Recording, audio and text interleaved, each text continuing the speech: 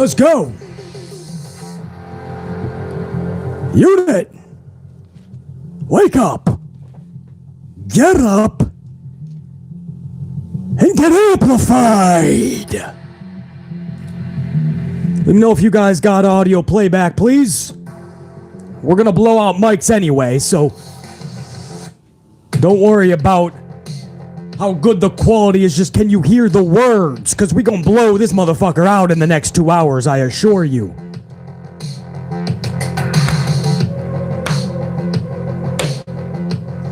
Dunks out.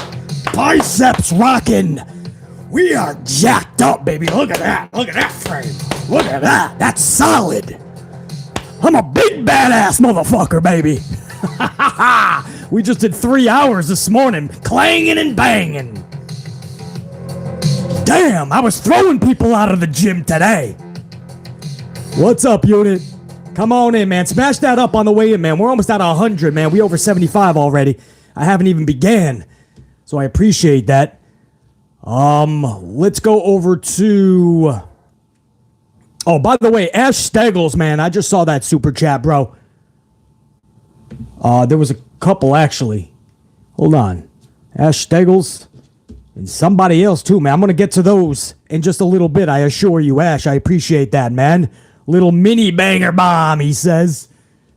Ash, always good to see you up in here. Unit, Monday Night Raw, bro. I'm no joke. John Cena said this to Austin Theory, bro. I swear to you. This was not behind the scenes, backstage, on .com. John Cena said, and I quote, live on Monday Night Raw, John Cena looked right at Austin Theory with a live microphone and said, I'd rather be bald than have them pipe in fake crowd noise because you suck and nobody cares about you. Bro, roasted this motherfucker.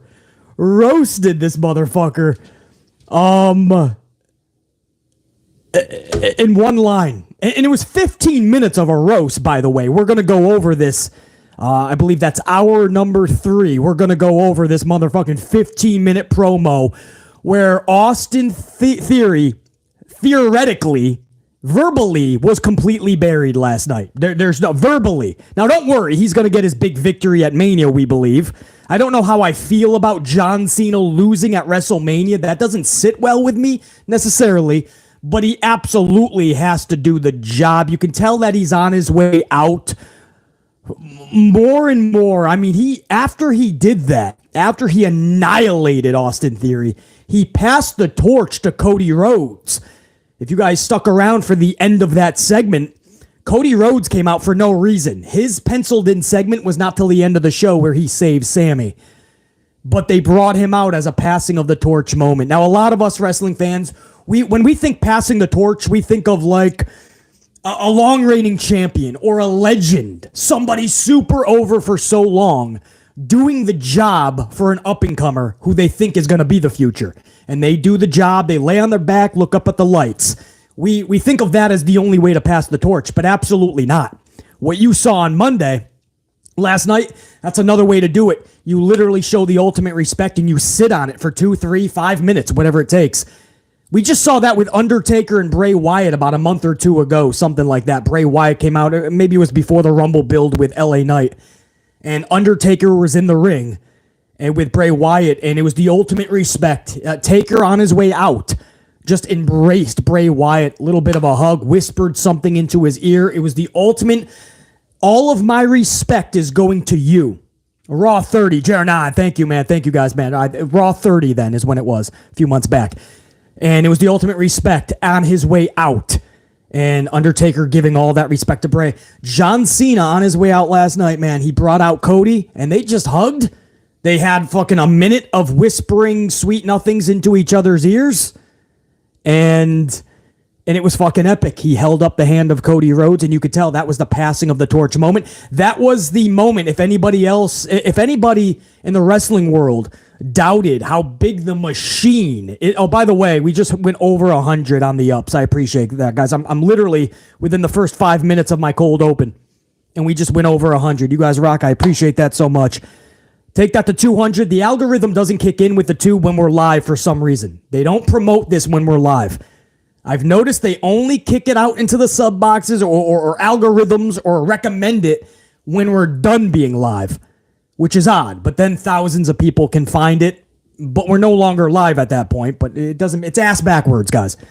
So you guys, by smashing that up, truly help out. I appreciate that.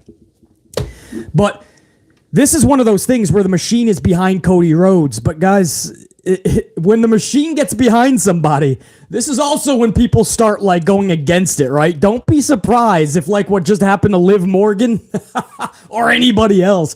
Don't be surprised if you start to see people turn on Cody Rhodes now. Even though he's doing everything beautifully, he's got a good little story going on with Roman. I mean, they're going to have to piece these puzzle pieces in the right spots at the right times. But there's a good story there. You're going to have to really execute Paul Heyman on this. I would like to see Brandy Rhodes. Don't worry, not necessarily long-term, guys. Relax. But I would like to see Brandy Rhodes like take out Paul Heyman one show. I think that'll be a good use to take out Paul. Brandy gets involved, takes him out. There's a lot of fun things you could do with this story. But don't be shocked if people start turning their backs on Cody because that was the ultimate. The machine is behind him now. But it should be. Cody's the fucking guy. Sami Zayn can be as well. We just talked about this in yesterday's stream. Hulk Hogan, Ultimate Warrior, and Macho Man Randy Savage all shared the same kingdom at the same time. Undertaker, Steve Austin, and The Rock all shared the same kingdom at the same time. Not all of them have to be title holders all the time. Sami Zayn has a bright future ahead if they play their cards correct. He'll be multiple-time world champion, possibly.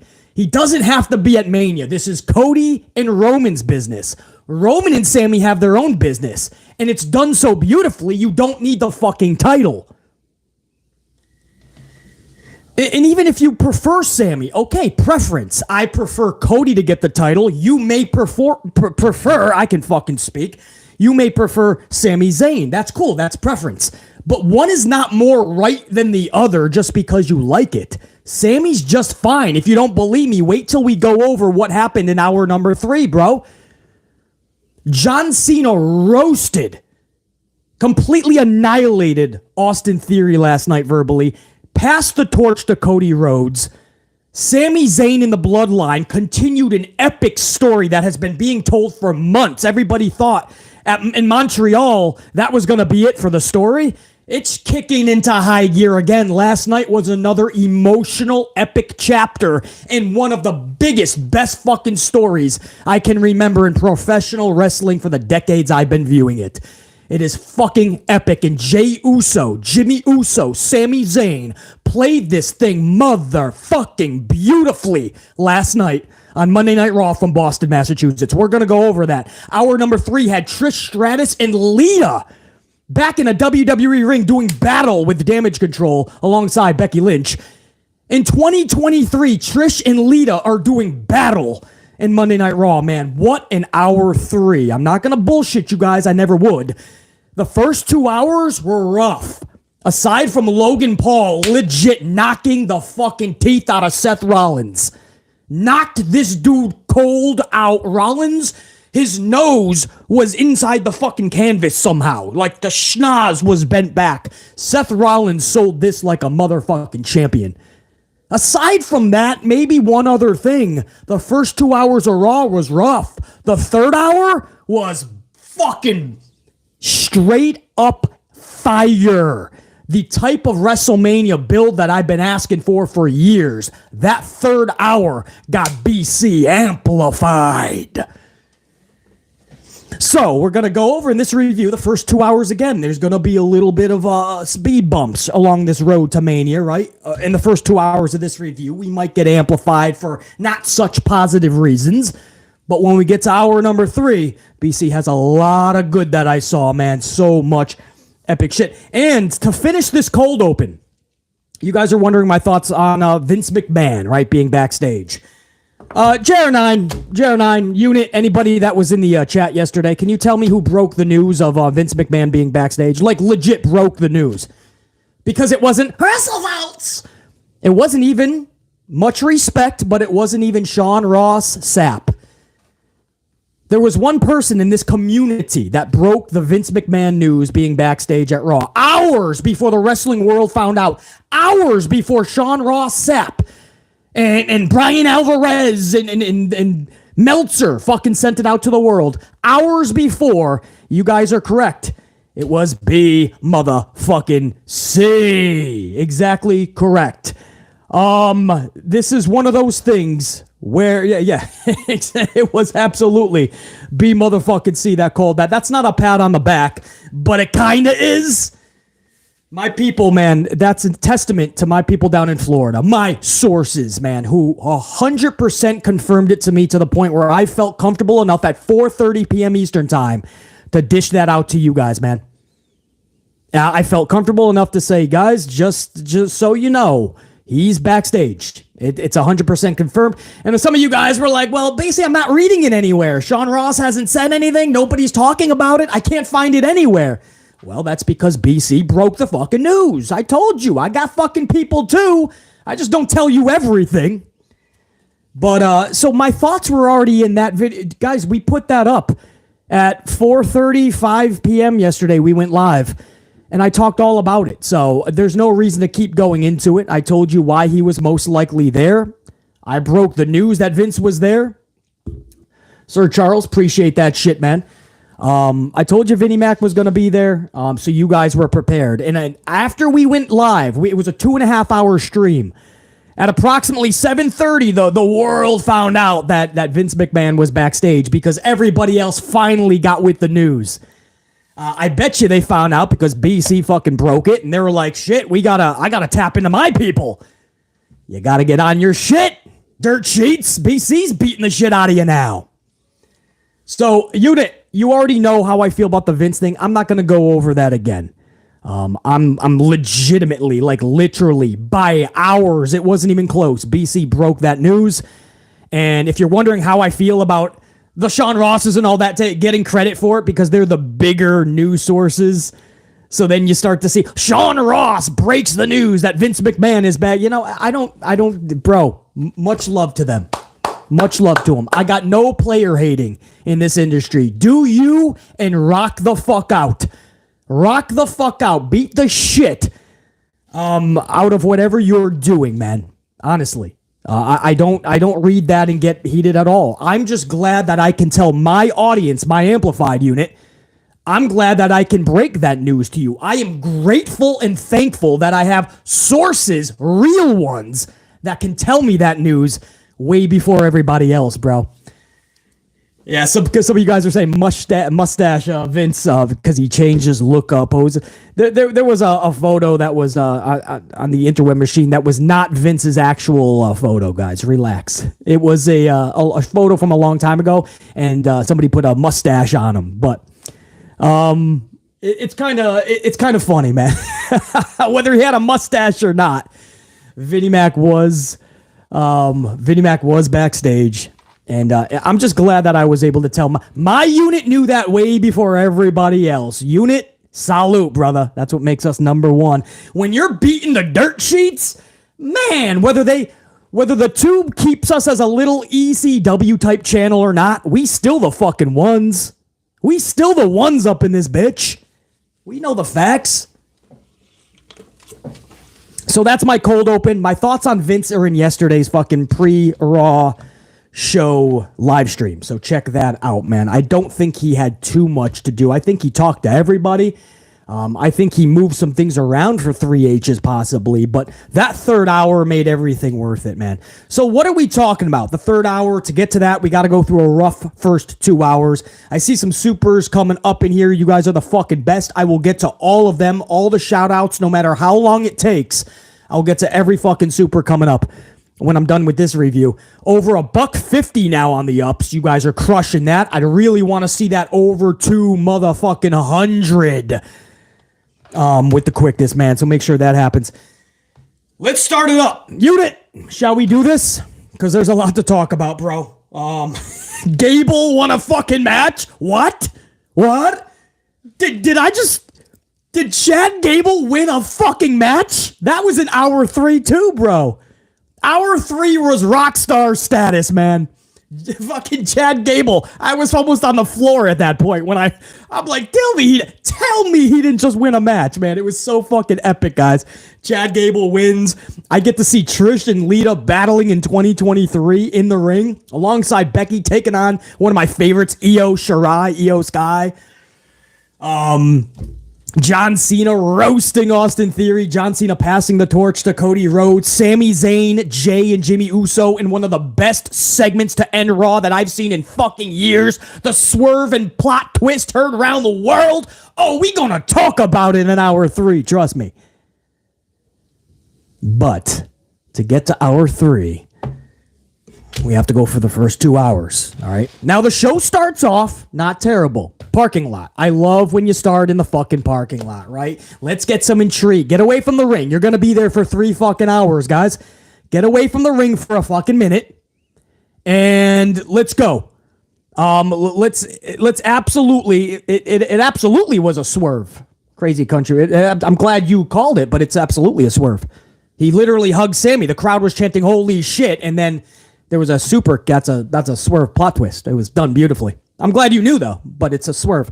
Anyway, so we start the show in the parking lot. Beautifully done. Awesome shit, right? Paul Heyman is telling Kevin Owens, or telling Solo Sikoa that he's got to take care of Kevin Owens. Tells Jimmy that he has to take care of Sami Zayn because these are the orders of the tribal chief, Roman Reigns. So there's no other way to go about it. Solo has to take care of Kevin Owens, and Jimmy has to take care of Sami Zayn. So right there, man. Right there, you fucking knew. You kind of knew that they were leading to a start of the show and an end of the show that was going to connect, right? One of those matches is going to start the show. The last match is going to tie in with it. And they decided to go Solo Sikoa Kevin Owens first. Swig of coffee? We'll talk about it. Because this was part of this hour kind of ran quick, actually. A little bit of a quicker hour because there was a lot of promo in it. Solo Sikoa, or a promotional ad. A lot of ads after the fucking, after the parking lot segment. Solo and Owens was a 13-minute match, 2 commercial breaks. Decent with the schmaz DQ finish that we were all expecting. All of us were expecting this, right? Owens is about to pin Sikoa. Jimmy Uso attacks Owens. Automatic DQ. Owens wins the match. Now, this was if you guys are wondering, this ends the undefeated singles main roster streak of Solo Sikoa. That's it. I mean, they could have made that pretty special if you think about it. But now with the DQ, it's going to taint it. Yeah, JR9, he didn't get pinned, but it's tainted now. I mean, he lost. And now everyone's going to look at it like he would have lost if Jimmy didn't help him. So it's a tainted asterisk now. But he does keep the main roster not being pinned streak. But he lost the match, and they already fucked it up a day earlier anyway because this was the exact same finish 24 hours earlier, guys. The same exact finish at a house show 24 hours earlier. So Solo had already ended, or Solo streak was already ended. So WWE probably knew what they were going to do on Monday. They showed up to the house show. They had nothing, and they're like, let's just do it now. Let's rip the Band-Aid right off. And that's what they did. So Solo actually lost Sunday night, and then they just did it on national TV Monday night to put the final nail into that coffin. Is what it is, man. It would have been cool to see him keep rocking out. I think you could have done this a million other ways than have him lose via DQ. But we all knew that was coming. Sami Zayn. Sami Zayn hits ringside to help even the numbers for Owens because post-match, Bloodline starts hammering down, or Solo and Jimmy start hammering down on Kevin Owens. Sami Zayn is really trying to get Owens on his side, bro. He hits the ring, evens the numbers. Zayn is able to fend off the Bloodline, but KO wants nothing to do with Zayn. Nothing at all, bro. I love the slow build. It's much more realistic given their history. If you know their history, they've faced each other 1,000 times. They've turned on each other 14 times. Which is interesting that Kevin Owens won't really join Sammy, given the fact that Kevin Owens has turned on Sammy a couple of fucking times. outright, and Sammy's always accepted him back. But it is realistic, guys. I love it. I mean, if you think about what Sami did to Owens and their history, you would think that Owens would not just want to jump into business with this dude. I love the slow build. It's realistic. Keep rocking it out. Now you start to see that with this turn, how Monday Night Raw ended, now you're going to start to see the seeds planted for Owens and Sami Zayn versus the Usos for the tag team titles. And that's what we've known for the longest time. I think we've all, JR9, have we not been talking for 2 fucking months about Jimmy and Jey versus Sami and Kevin Owens? So I don't know why people are shocked about it now. It's nothing to cry about. It makes absolute sense. The Usos are a big part of the Bloodline storyline. Kevin Owens and Sami Zayn are a massive part of the Bloodline storyline. Of course they're going to take on each other for tag team titles. It's not the worst thing in the fucking world, man. Don't you want... are these the people that want Sami versus Roman for the title at Mania? Stop that fucking nonsense. Cody Rhodes won the Rumble. Cody Rhodes is the fucking guy. Live with it. It's gonna be the most intriguing tag match that I can personally remember in recent history in this fucking company. WrestleMania is looking stacked, minus a few fucking jackass matches. WrestleMania is stacked. You're about to add in a badass couple of fucking or a badass tag team title match. Anthony Boley, appreciate the 2-month gold status membership, brother. Showing some love and respect. Cannot stay today. Have some farm chores to do. Rock that shit out. Come back later, man. This will be up on the channel. Anthony, appreciate your gold status, dude. Salute. My members, you fucking rock. Salute to all my channel members, by the way. All those gold cards up in the chat. To my entire red team, go! So, this is setting the seeds, and when the night was over with, you would see that even more. We'll go over that when we get to hour number 3, but that was the beginning of the show.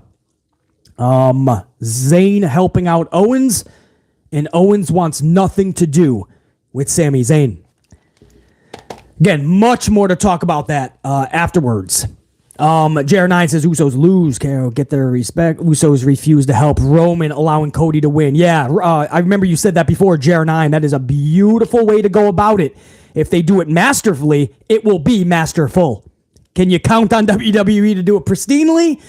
We'll wait and see, brother. Bianca Belair then defeats Carmella via KOD in just under 9 minutes.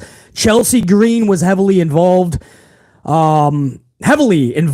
in favor of Mella, but to no avail. Bianca Belair is too strong, too good, world champion, rocking the shit out of that division right now. The only fucking roadblock is going to be her destination at Mania when she's eye to eye with Kana Asuka. Unfortunately, that happened again last night, and it should not have. You see, post-match, Green and Mella put a beating on Belair. Kana Asuka hits the ring for the save, and the blue mist is cascaded into the face of Chelsea Green. Now, first of all, can you guys picture that? Chelsea Green, the ultimate princess, right? Right? Like, oh my God, I don't have avocados in my dressing room. Why are there no avocados? Who's the manager? I feel so mistreated. Right? And Chelsea Green gets into the fucking ring and gets this fucking blue mist. Cascade. The look on her face, fucking priceless, bro. The look on her face when the mist hit there, it was like fucking Kevin McAllister on Home Alone when he puts the shaving cream on his face, the gel. And he's like, ah! She was like, it was like the worst thing in the world just happened to her. I'm like, bro, you got some fucking mist in your face. Relax. But Brock Lesnar took his fucking MVP's alcohol to the face much better last week. But it fit her character so well. You would think she was the Wicked Witch from Wizard of Oz. I'm melting. She got fucking blue mist. Relax.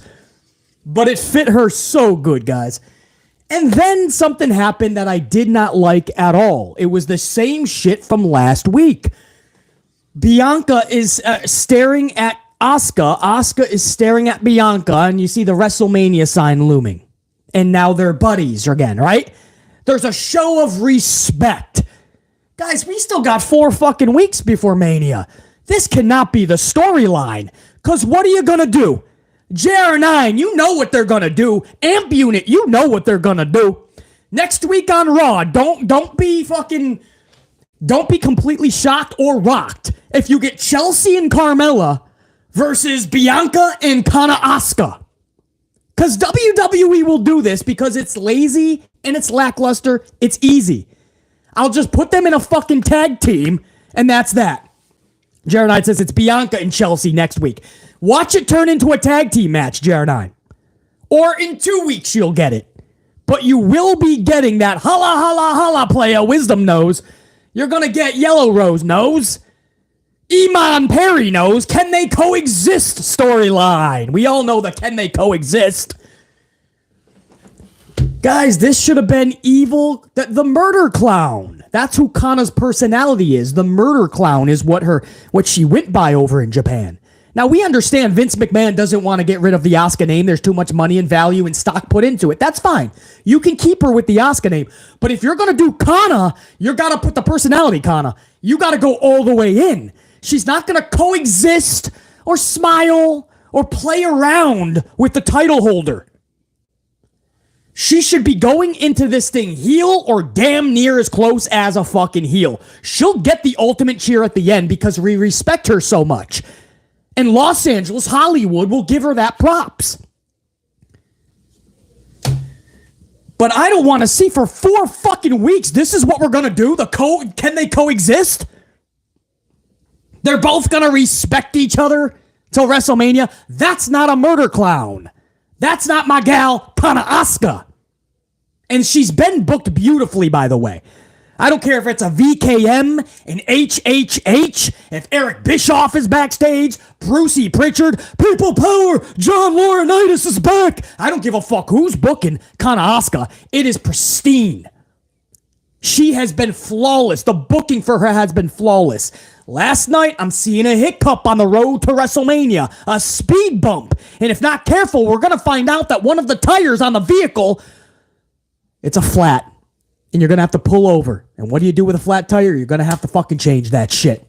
Fix that shit. Because you cannot ride all the way on this road to Mania on a fucking flat tire. The road is too long. There's 4 weeks left. Couldn't have said it better, JR9. Catastrophic indeed if they don't switch this up now. Guys, this is coming from a massive Kana Asuka fan. Massive. And I'll be the first one to press the fucking sound system alarm or wave the red flag and say this is concerning. I don't want just a regular lackluster Mania build just because we know the match is going to be fucking, pun intended, dynamite. I'm not a fan of just really good matches for the sake of really good matches. I said that about Logan Paul and Seth Rollins. That match is going to probably be match of WrestleMania, possibly. But I still want a story with Logan and Seth. If I just wanted a bunch of matches with no story, I'd just watch fucking Dynamite every Wednesday night. I can get clangers after clangers after clangers. I want some fucking story attached to it. And to show you how truthful I am, I'll go after WWE just as fucking hard. Especially with the ones that I'm actually a fan of. They better fix this shit with Kana Asuka, bro. And then, I'm not even done because you know this is a massive Bray Wyatt channel. And BC is not fucking happy with what's happening lately with Bray Wyatt. Let me get a swig of coffee because I'm about to go in on this shit.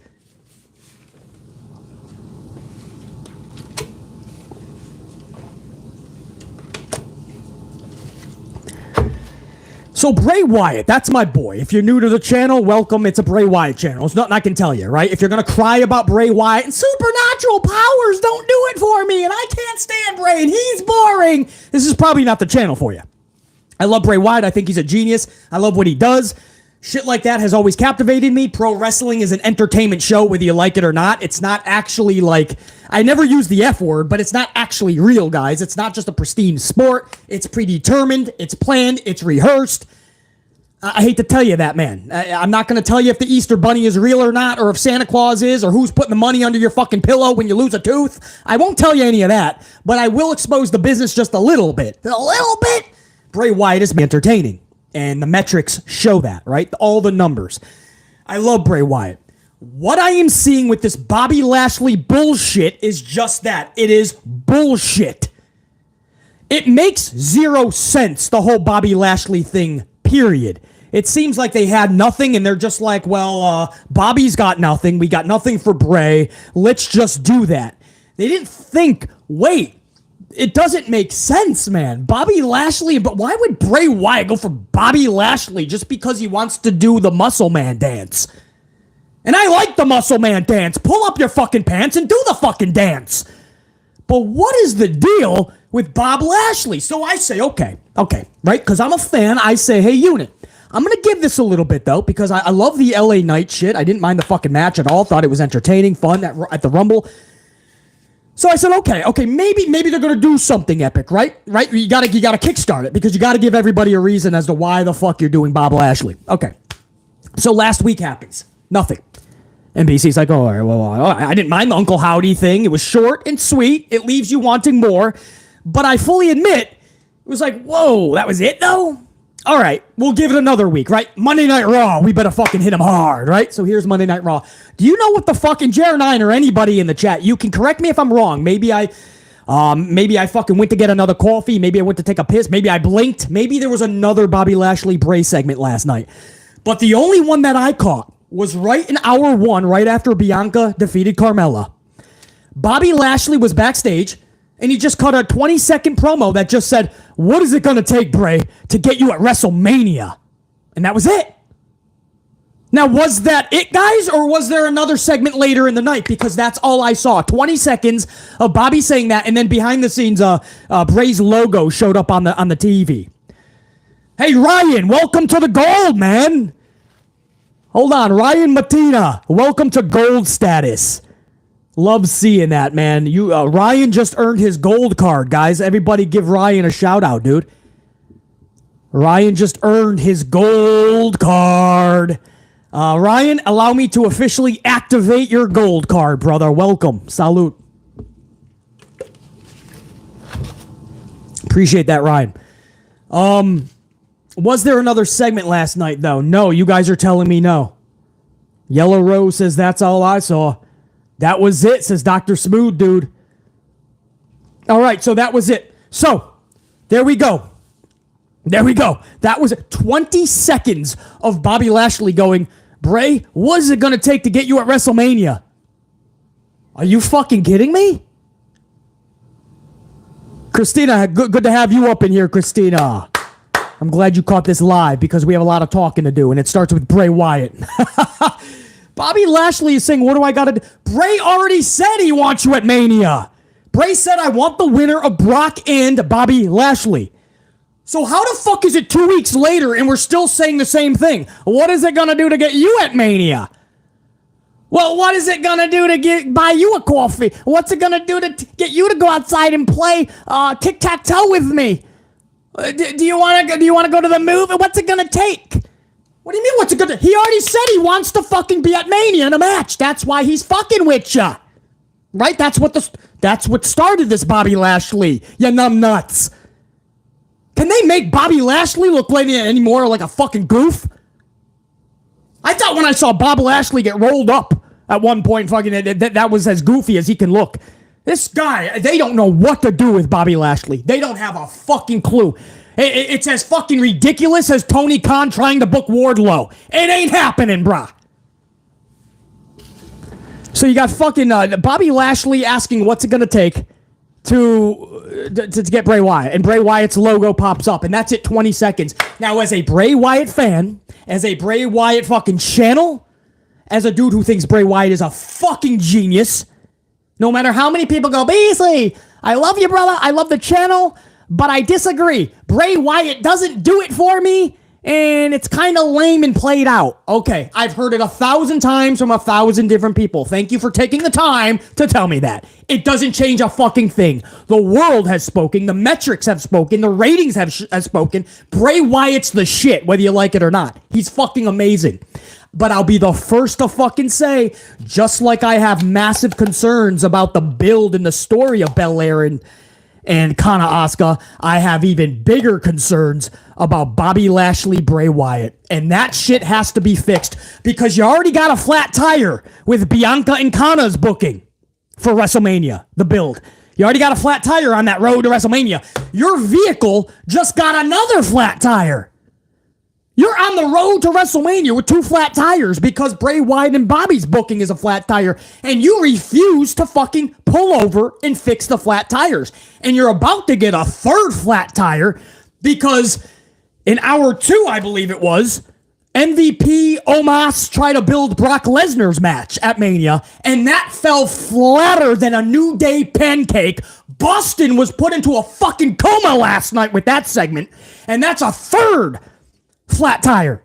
So you're driving on the road to WrestleMania with 1 fucking working tire. Who's fucking riding this vehicle? Is it Vince McMahon and Tony Khan doing some fucking snowman shit and they don't even realize they got 3 fucking flat tires? Who's driving the vehicle? Because these are massive concerns. WrestleMania looks beautiful. Should be epic. A lot of really good matches, man.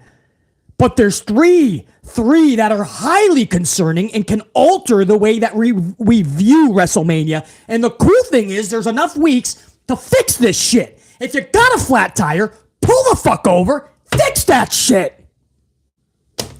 Don't ride on flat tires. That's stupid.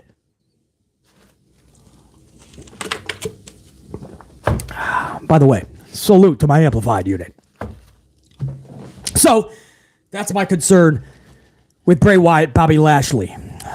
We move on. This was the end of hour number 1 with Sami Zayn backstage trying to convince Kevin Owens that he needs to join him to take down the bloodline. Owens says legit, leave me out of it. Like, nah, brah. Like, how many times do I gotta fucking tell you? It ain't happening. I want nothing to do with you. Now, we thought he would make the save at the end of the night. It was somebody else that made the save. We'll go over that in hour number 3. And Owens is staying true to his word, but we absolutely believe that that's going to be the match for Mania. Usos, Owens, Zayn. But hour number 1, they really pumped that fucking story. They really pumped that story up good, and that's why this tag title match is I think it's just flawless. It ties in so epically with the Bloodline storyline as a whole. So that ended hour number 1. So that's what I mean. This show, the first 2 hours were shaky as fuck.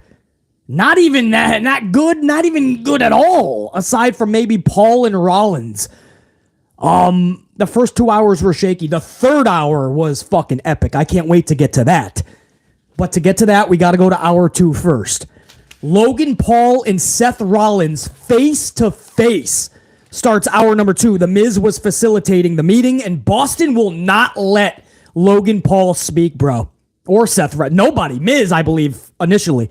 Boston would not let Miz speak. They kept doing that stupid song chant. Oh, oh, oh, oh, oh.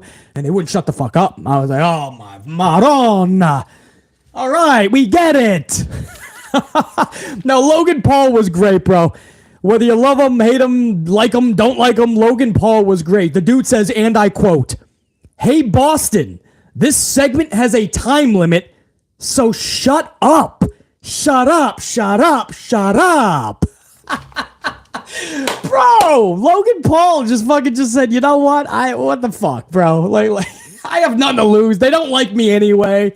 I'm going to play this shit up. I know I'm going to fucking rock it out of the park. Grand Slam status and beyond at Mania.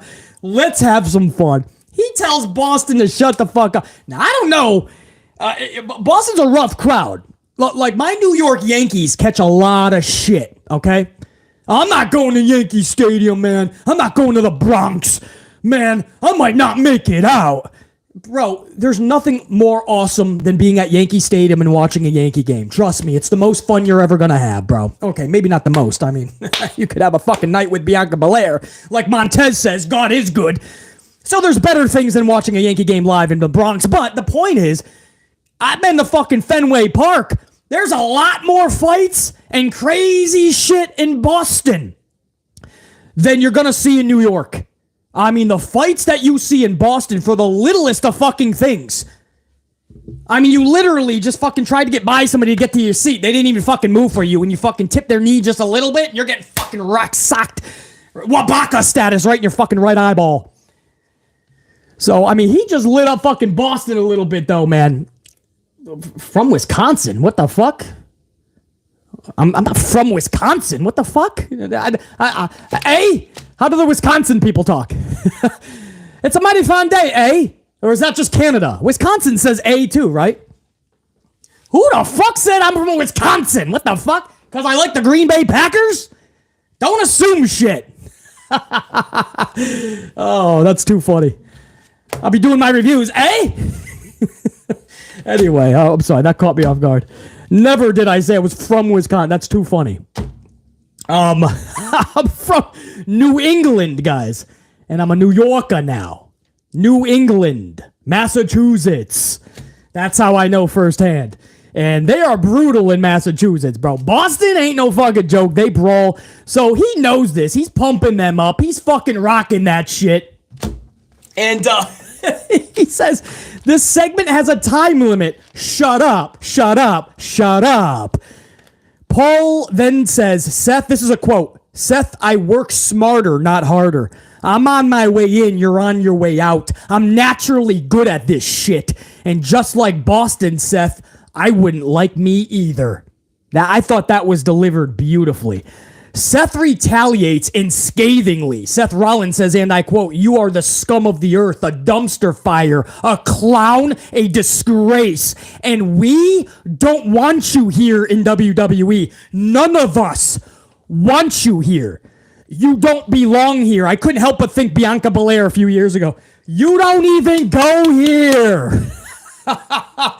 So Seth Rollins went scathing, bro. Rollins wants to rock in Boston. Logan Paul says, and I quote, no way. I am a premium act, and I don't fight for free. He says, especially not in Boston. Miz says, I can make it happen for WrestleMania. Seth is like, you can make this match? Can you do it, Miz? And he throws Miz out of the ring and says, well, do it. And when Rollins turns around, Wabaka! He is met with a stunning, thunderous right hook from Logan Paul, man. Logan gives Rollins a right hand Wabaka, and Seth Rollins sells it like somebody just threw a brick at his dome piece. Like somebody took a brick and just chucked it in the middle of his fight. Boom! And Rollins said, boom! Nose is like part of the canvas. The dude is passed the fuck out. I mean, hands fucking behind. It was beautiful. It was like a boxing knockout, which is obviously what they were going for. But Seth Rollins sold this fucking beautifully. If you guys saw how Sami Zayn took the super kick at the end of the night, we're going to go over that in hour 3. Rollins and Sami Zayn were next level on how they sold this shit last night. Rollins made Logan Paul look like $1 billion fucking dollars. If Logan can just get $8 more billion, he could buy WWE because that was $1 billion right hook.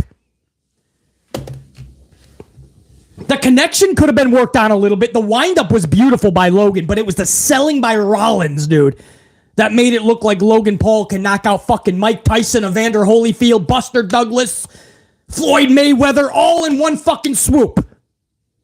Epic by Seth Rollins last night.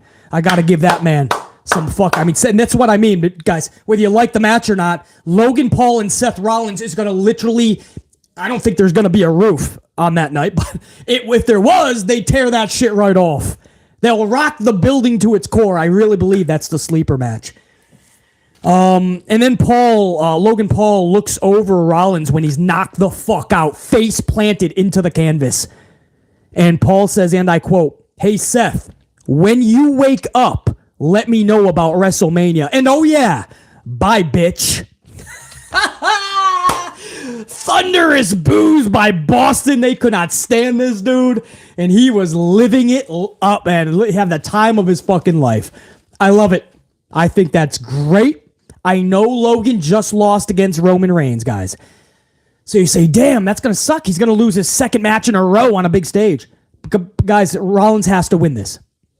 Rollins did the deed last year at WrestleMania against a returning Cody Rhodes. Rollins did the deed 4 straight times against Cody Rhodes. Rollins has been doing everything he's been asked. It is now time for Rollins to win on the grand stage. Logan Paul is very part-time. Logan Paul has been brilliant since he's come to WWE. Kudos to him. The tag match with The Miz, I believe that was last year's Mania, correct? The match with Roman, and I think this one is going to top them all. But Logan Paul has to lose this match. You can't do Seth Rollins dirty like that, man. You just can't do it. I expect the match to be phenomenal, and I expect Seth Rollins to pick up a massive W here in one of the best matches of the weekend come April 1st, April 2nd. And I don't know where you put that, guys. Chat, do you put that on night 1 or night 2? Because you got to be careful. That's probably going to take the thunder away from whatever the main event is. If they're truly going to go Charlie and Rhea, that's a horrible decision. But I would just put it there, and because the crowd is going to be... The wind will be sucked out of them anyway, you might as well just put Seth and Logan on that night. I don't know. JR9 says night 1 opener. Yeah, probably. And then let them fucking settle down for a couple, and then you can rock for the second half of the night for sure. But a lot of people think night 1. Yeah, quite possibly. That's what I was thinking as well. It's going to be interesting how they plan these matches. They're going to have... we're hearing that 3H wants to cut down 4 matches from what it was originally going to be. So some people are not going to have spots. I think sometimes, all the time, quality over quantity. So H used to do this in NXT. It's one of the things I do give him credit for. I just know that he also inherited Dusty Rhodes' NXT on Vince McMahon's dime. But I will give him credit, switching to the old school formula of just quality over quantity, less matches. A takeover would only have 5 matches, but they would be fucking absolute rock star status. So I'm not saying Mania can only be 5 matches, but cut that shit to about 8 a night, and you're good. 7, possibly. If you really give them the time and the stories are really epic, people really give a fuck about it. So anyway, that's how Logan Paul ends that, man. He looks over Seth and he says, and oh yeah, bye bitch. And let me know about Mania when you wake up. So, interesting. That is awesome. And I think Rollins has to win that Mania match. So this is what you want to do. Build up Logan Paul. Build him up. Let him be a fucking asshole. Let him entice the crowds. Let him fucking get into the psyche of Seth Rollins. Rock him even with the fucking right hook. Knock him out. And by the time Mania comes around, Seth will get the ultimate revenge. So no harm, no foul. This was done beautifully. It was the only good segment technically of the whole first 2 hours. Hour number 2 continues with Omos squashing Dolph Ziggler, I believe. I saw that match was next. I think I went to go get a coffee, sat back down. The match was over, or it never happened. I don't know. Chat, tell me if the match happened and how it ended, please. Because I think it was like a 30-second squash. Because when I sat down, MVP was cutting a fucking promo. I'm not even lying. I don't even know if Ziggler was in the match. I don't know if Ziggler was in the ring. I don't know if Ziggler was in Boston. Prime Killer says, yup, that was Dolph in the match. Dolph deserved... What happened? Was it just the fucking choke slam? Or the Omos slam, I should say? The double fucking neck clinch? Ziggler... Yeah, 30 seconds, JR9. James Shrimp Fajitas under a minute. So Dolph Ziggler continues to be done fucking dirty and play around with fucking Ali, who's going through some type of midlife crisis or so. I don't know what the fuck Ali's doing. Ali is infatuated with Dolph Ziggler's fucking losing streak, or so I have no fucking idea. So here's the thing. So the wrestling world, the majority of us easily can see that Omos and Brock Lesnar is not best for business. If you like that, that's cool. If you think that you're going to enjoy it, awesome. But I'm gauging several different stratospheres of the wrestling community, and it's basically the same thing. That's not the best decision for Brock, dude. Brock is the guy that ended The Undertaker's undefeated streak. Brock has been in multiple Mania matches with Roman motherfucking Reigns, and Brock is just an afterthought with fucking Omos because Omos is a giant standing at 15 and a half feet tall. Slight exaggeration. So everybody wants to see Omos get F5. It's going to be a WrestleMania moment. Maybe Maybe he puts him up on the tractor and fucking dumps him off into a fucking a huge gimmick stunt bed, off the staging area. Maybe we're going to get something fun. Okay. I'm not saying that that's not going to be, I'm breaking shit. I'm not saying that that's not going to be a Mania moment or maybe something good cannot come out of this. I'm not saying that I won't put it on into the good column during the good, the bad, and the ugly. But if you think that this is the best scenario for Brock fucking Lesnar, this is the best you got for Brock, that's false. I can tell you a million reasons why it's false. It's just not just because I don't like it. But let me do a step further. Let me go a step further, please. We said, okay, well, this is the match that Vinnie Mac's going, whether it's H deciding it or not. This is clearly Vinny's decision. Vinny does anything with Brock, which is probably why you're getting this match. But, okay, it's going to happen no matter what, guys, right? So if you like this match, you get what you get what you like. If you don't like it, we all got to fucking just pound coffees and hope for the best during that match. But it's happening regardless. So, I might just put that into the ugly just for the booking and then give it a separate tally during whatever happens. It might get an automatic ugly. We'll see. But, so the match is going to happen. So now all we're asking for is, all right, tell us a fucking awesome story. Like, make us give a fuck. Make all of us care, right? This is exactly what Brock told MVP 2 weeks ago when he accepted the challenge. He literally said, sell me on the match. Sell all of us on the match. Make me care about this match. That's what Brock literally said to MVP, bringing our true thoughts and feelings into the ring. And they used it in a promo.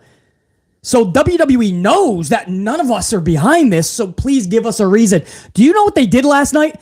They squashed Dolph to the point where I blinked and I didn't even see Dolph. Expecto Petroleum, fucking Lord Vanderbilt, or fucking what the fuck is the wizard there? What is his name? Hagrid? Dumbledore? Whatever the fuck. He fucking waved a wand and he was invisible. Fuck, you can't see me for Cena. You can't see Dolph Ziggler because I didn't even see him in the match. That's how quick Dolph Ziggler was fucking defeated, beat, buried, annihilated, squashed, jobbed out. So they annihilate Dolph for no reason. And then MVP gets on the fucking microphone. MVP gets on the fucking microphone. And he says a bunch of words.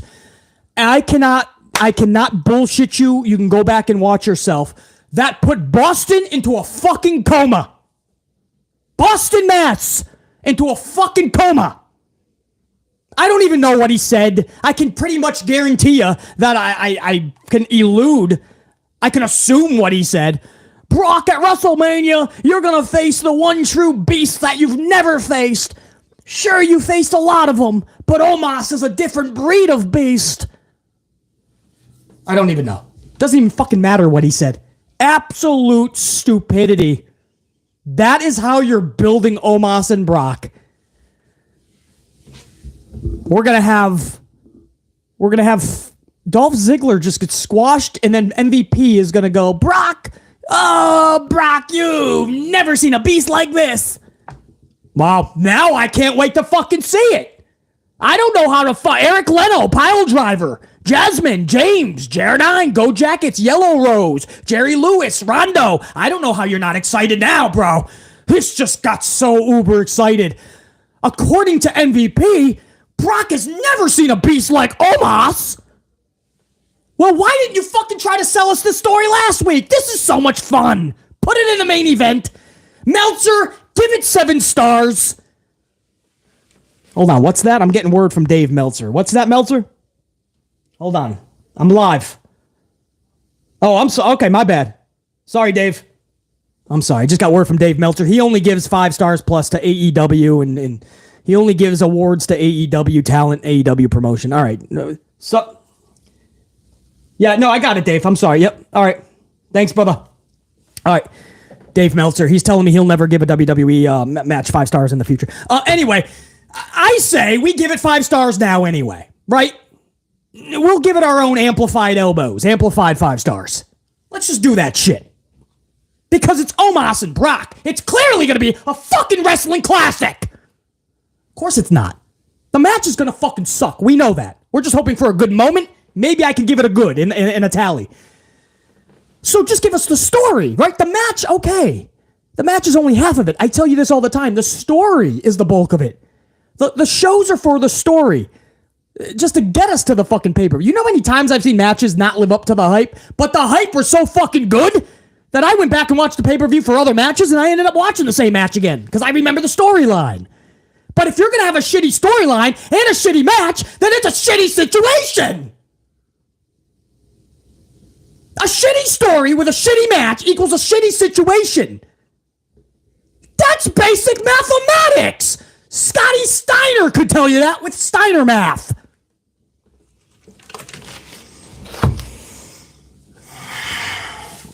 Backstage, Baron Corbin is trying to become a maximum male model. I just think that's funny, guys. I actually like that shtick. Could you imagine if Baron Corbin just spends the next several weeks just trying to get into a clique? He just wants to be a part of something. He's trying to be a part of Alpha Academy, but he keeps failing like fucking obstacles or something. He tries to become a fucking model. Maxine wants nothing to do with him. He's trying to be a part of Judgment Day and looks like a clown. That would be a pretty funny Baron Corbin. But he's trying to get into the maximum male models. Maxine says, and I quote, "You see that short, ugly guy over there?" Corbin says, "Who, Chad Gable?" Maxine says, "Yeah, him. Take care of him later tonight, and I'll consider taking you on as a client." So that match is set up for later in the night. Wait till you hear who wins that match, guys. Gable versus Corbin, and BC is shocked when it's all said and done. I'll go over that in hour number 3. Then we go into, what was next? Oh, Finn Balor, Johnny Gargano. Finn Balor, Johnny Gargano. It was okay. A story in a pay-per-view climate would have elevated this. You know, you mix in the commercial breaks. I feel like the timing kind of dragged them a little bit. So this could have and should have been a better match, but it was okay. Balor and Gargano, Edge and Dexter Lumis were out there to even the odds. Edge's music hits. Edge comes up behind Balor, shoves him off the top turnbuckle. Priest and Rhea were waiting for Edge at the fucking ramp, waiting for him to come through the curtain. Edge is like, fuck no, bro. So pretty cool to see fucking Edge out there. But Edge, that allowed Gargano to hit his DDT onto Balor, and Gargano pins. Gargano pins Finn Balor. Okay, I can be cool with that. It's rough. I mean, I don't like to see Judgment Day just being pinned nonsensically, but Johnny Gargano needs a lot of good booking too. So there was no wrong way to go here. Somebody needed this win desperately. Gargano hits the DDT, and it's because Edge did interfere. After the match, man, post-match, Edge spears Balor. So now I'm not on board, right? Okay, Balor lost the match. I can be okay with that. Edge cost him it. But then after, why the spear, man? Just to get the extra pop? So now Balor loses the match. Balor's humiliated and got the shit kicked out of him afterwards with a badass spear. And then Edge looks over him and says, and I quote, "This isn't over. It's not over," to Balor several times. Now I'm thinking, okay, you have this grudge with Balor, and you have the time. I mean, you just speared him. You have the time. You're looking over him. You can give him a few fucking boots. You can pick him up real quick, deliver some fucking punches to the dome piece, pick him up real quick, spear him again. Because Damian Priest and Rhea Ripley, I don't know what the fuck they were on last night, but they were up at the whole time this is going on. Rhea and Damian are up at the fucking ramp, like waiting for Edge. Where is he? He said he'd be here 2 hours ago. This fucking guy, always late to the party. Finally, they turn around. Balor could have fucking been buried by 17 tons of dirt from Brock Lesnar's Tonka truck, and they would have never known. So finally, they turn around, but instead of just yelling, "This isn't over," this is a grudge. You got him right where you want. Lay into the motherfucker. If you're going to go all in, go all in. No, this isn't over. I'll see you soon. He leaves the ring. It was weird, man. I just think if you're going to bring in Edge, and it's Edge and Balor, that's fun for Mania. We've seen it in the past, but okay, I can be down with another match, right? Run it back at Mania. But like I've said several times in the first 2 hours of this show, in this review, you got to get better than that, bro. You got to think this through. What did this do for Balor last night, guys? This did nothing for Balor, and the face already got his revenge. Edge already did what we don't need to see anything else. Edge just speared the shit out of the... First cost him a match, then speared the shit out of him, then talked shit to him. Why do you got to see anything else? The face got the ultimate fucking revenge. I can't stand when they just deliver the goods like that, because they really don't have anything else, and they're like, you know what, we got bigger fish to fry in the third hour, let's just end this. Anybody got something quick we can do? Yeah, let's just have Edge just steamroll over Balor. I didn't like that, guys. But Johnny Gargano catches a W. I don't know what that does for him, or if they even give a fuck. Is that going to give Johnny Gargano momentum? Are we going to get Alpha Academy versus Johnny Gargano and Dexter Lumis somehow? Maximum Male Models versus... I don't know.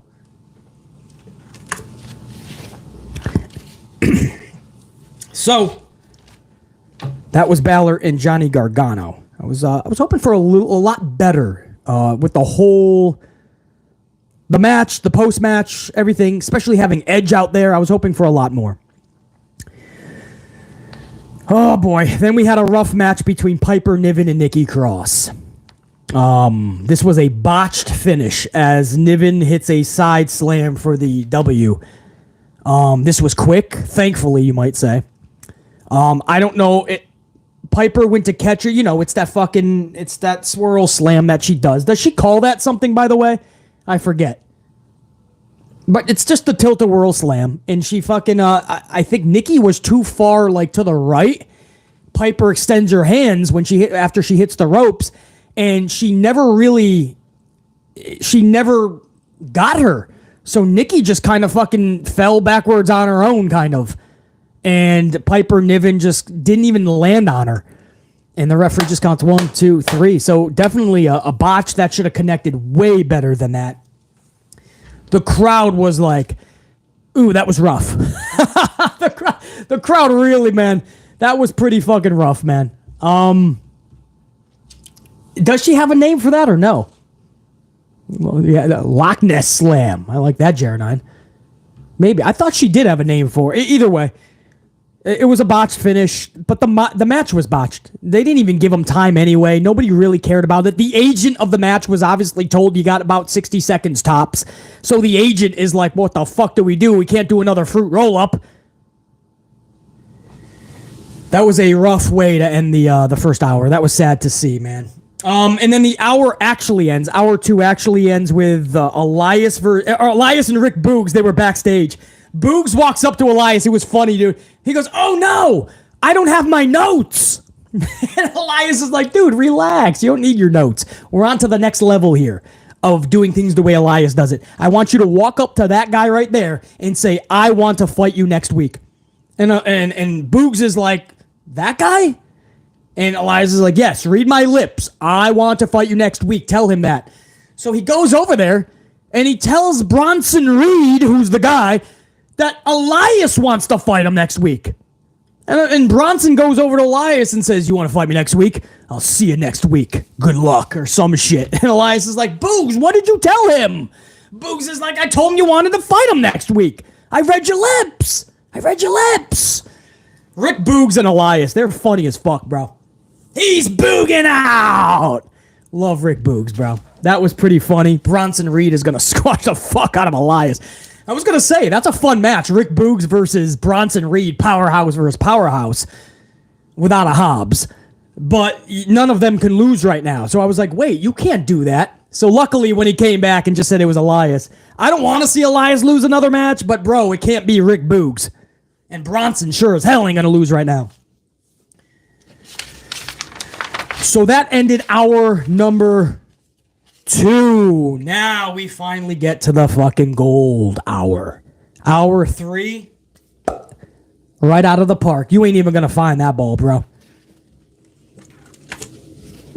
Hour 3, John Cena and Austin Theory start hour 3. This was straight 15-minute promo, guys. 15 minutes of basically Jonathan Cena dicing up Theory verbally every which way, bro. This was John Cena just like This is what he does. You got to be careful. He did this to Roman Reigns in the past. I don't even know if he knows how good he is on the mic. John Cena is fucking incredible. He can do serious promos, comedy promos, hype up a pay-per-view, a television show, hype up another wrestler if he wants to. But I don't think he understands how good he is on the microphone and how easy it is for him to dice motherfuckers up. This is a dude from Massachusetts who's just used to dicing people up out on the fucking pavement. It's just what we do. We dice motherfuckers up, man. Verbally, and if we got to go fucking physically, that we'll do it. And that's how he grew up. And he has brothers with him. And he doesn't understand how naturally it is for him to dice people up. And I felt there were several times where I'm like, whoa, this dude ain't coming back from this, bro.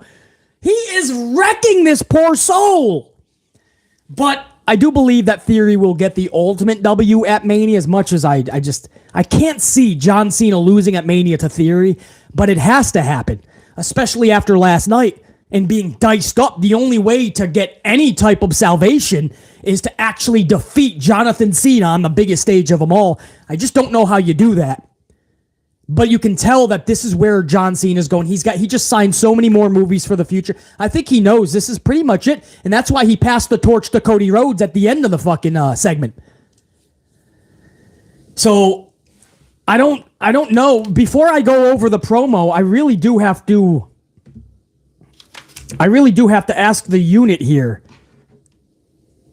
Does Theory defeat John Cena at WrestleMania, man? You guys are going to have to tell me, man. Vote. I need at least 100 of you guys to vote, by the way. It'll be up in your chat in about 20 seconds, guys. 15 seconds, maybe.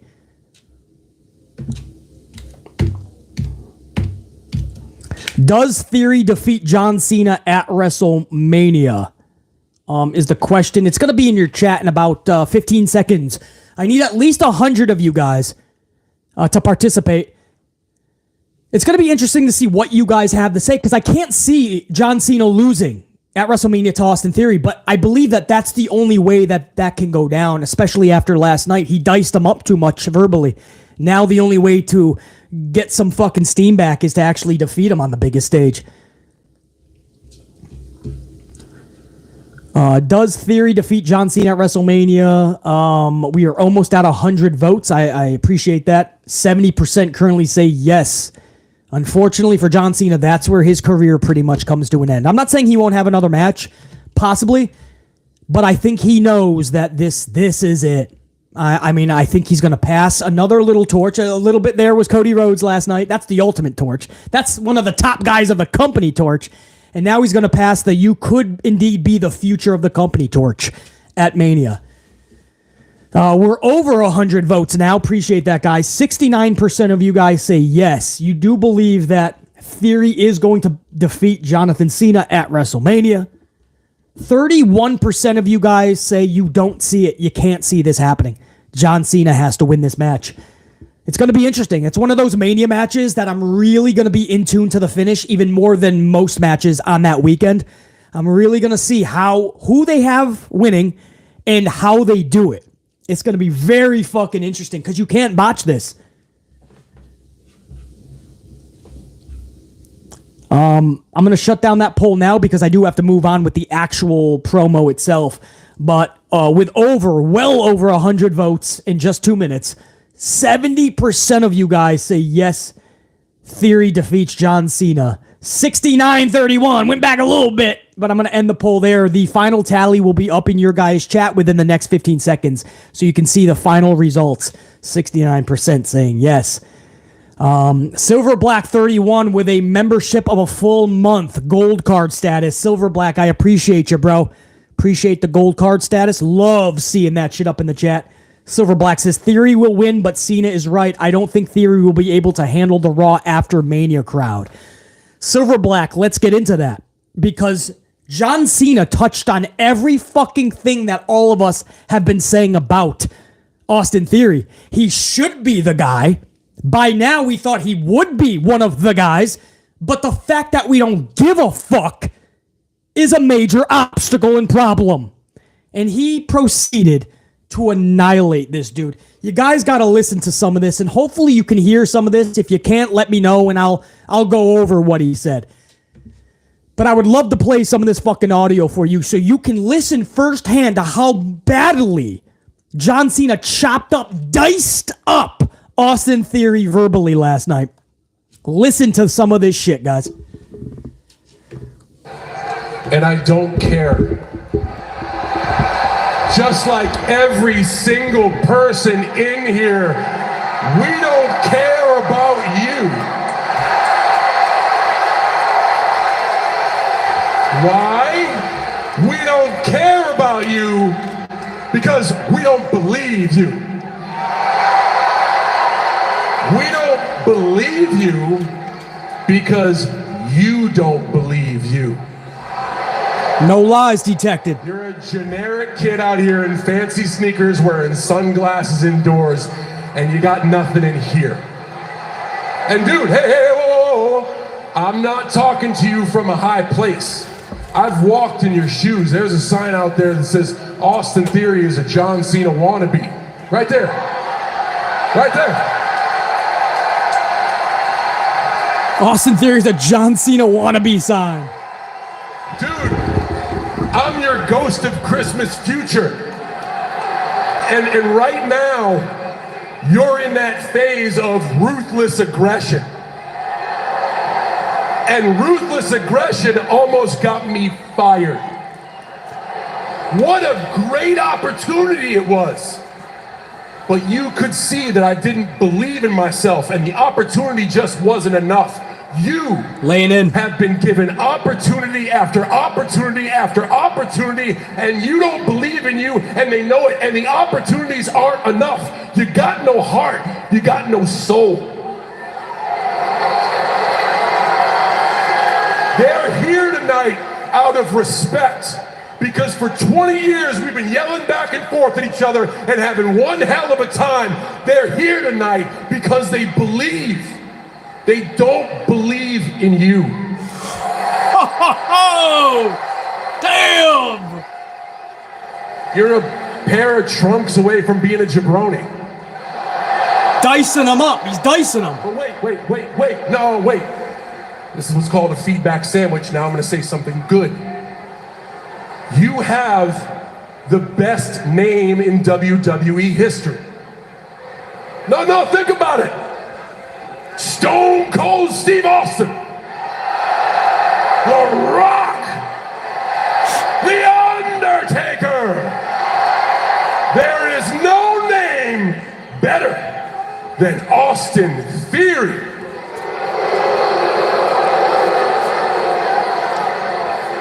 Because that's exactly what you are. Oh, he gonna rip him up. Ready? Theory.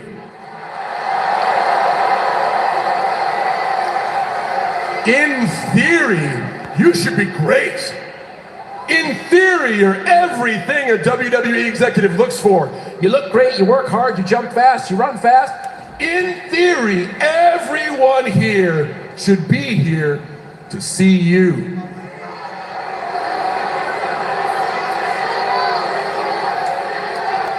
But no one cares. Mic drop right there, he's done. And you're wasting our time. So on behalf of Boston, we would like to give you a gift. Shut up, turn around, get out of the ring, and we will let you walk out of here in one piece. He diced that young man up, bro. And he wasn't done. Hold up.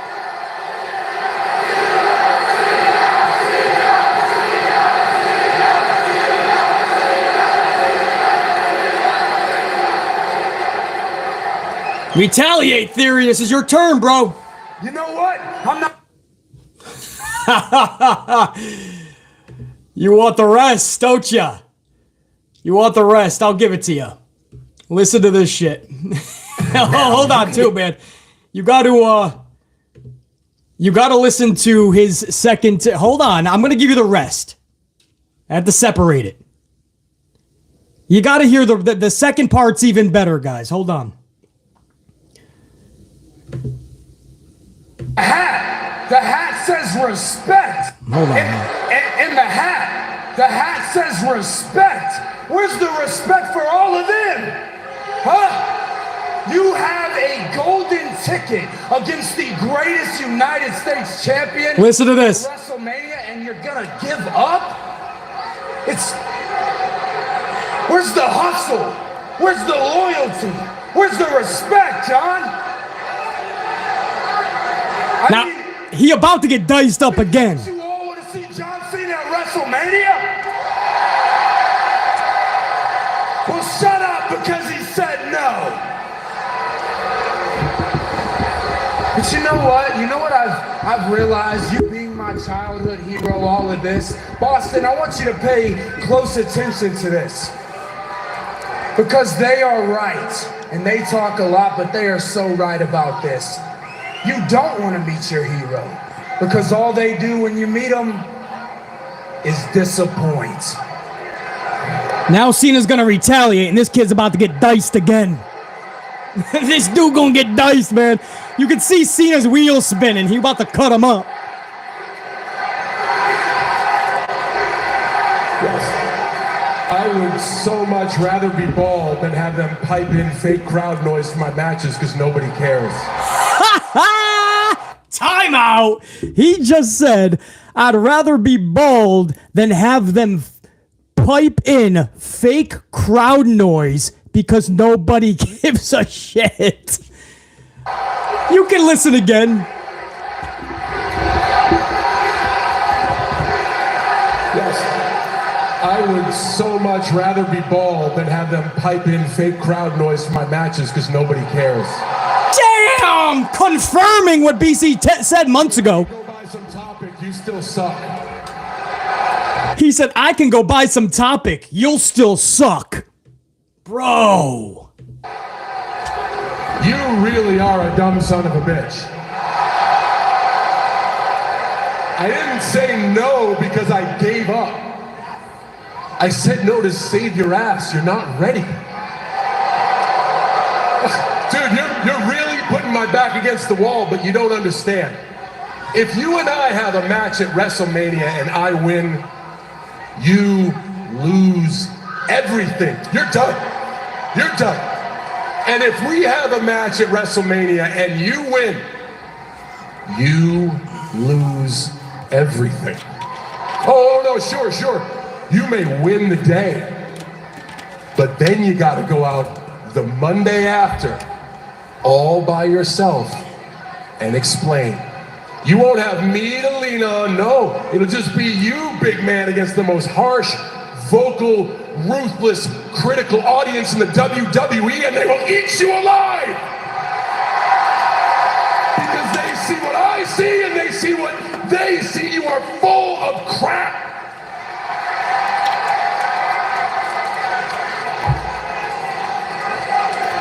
But you really left me no choice because you brought them into it. And now I gotta ask them to see what we're gonna do. Boston?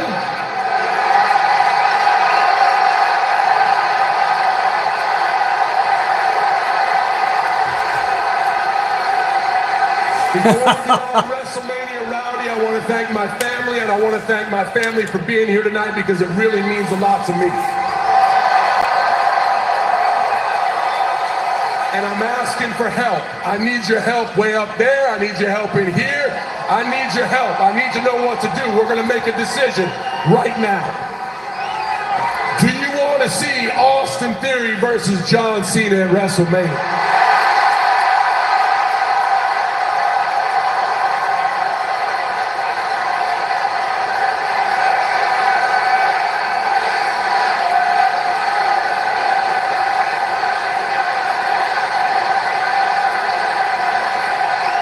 Big moment for Theory. You could tell he's. My senioritis. It's not just the hair. My hearing's. It's not just the hair, but my. He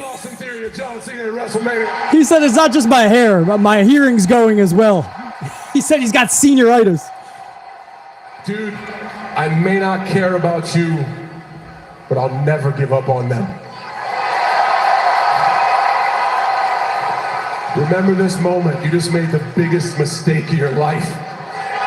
At WrestleMania for the United States Championship, it's going to be Austin Theory versus John Cena.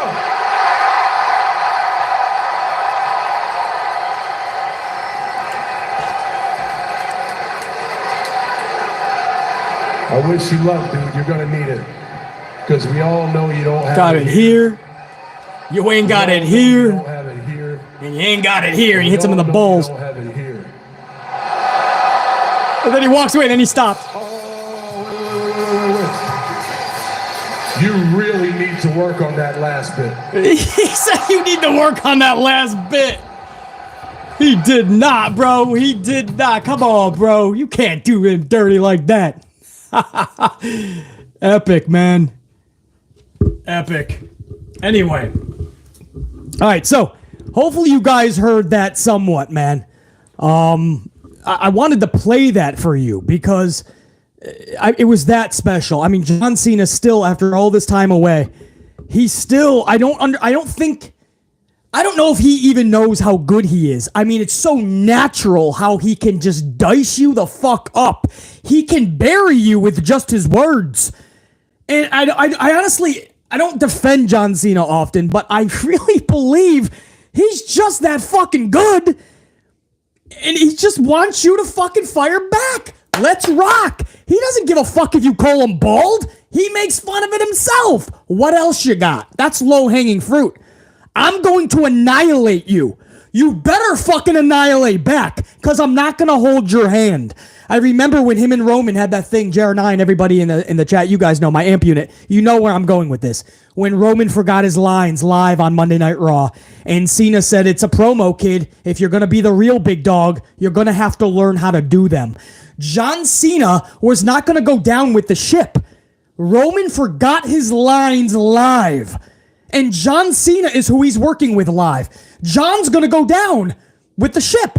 The next day, all the headlines are going to say John Cena and Roman Reigns absolutely botched the fuck out of their promo. John Cena was not going to allow that. And I believe there was a little bit that he was pissed. He wants people to fucking rock on his league. The problem is John Cena's so fucking good, nobody's really in his league. So there was no way BC could do that justice. I had to let that play for you guys, man. I had to let you guys really fucking hear that for yourself, because that was special. Austin Theory just got diced up, man. And the only way to salvage it now is you're going to... Hold on, guys. Fixed the mic a little bit there.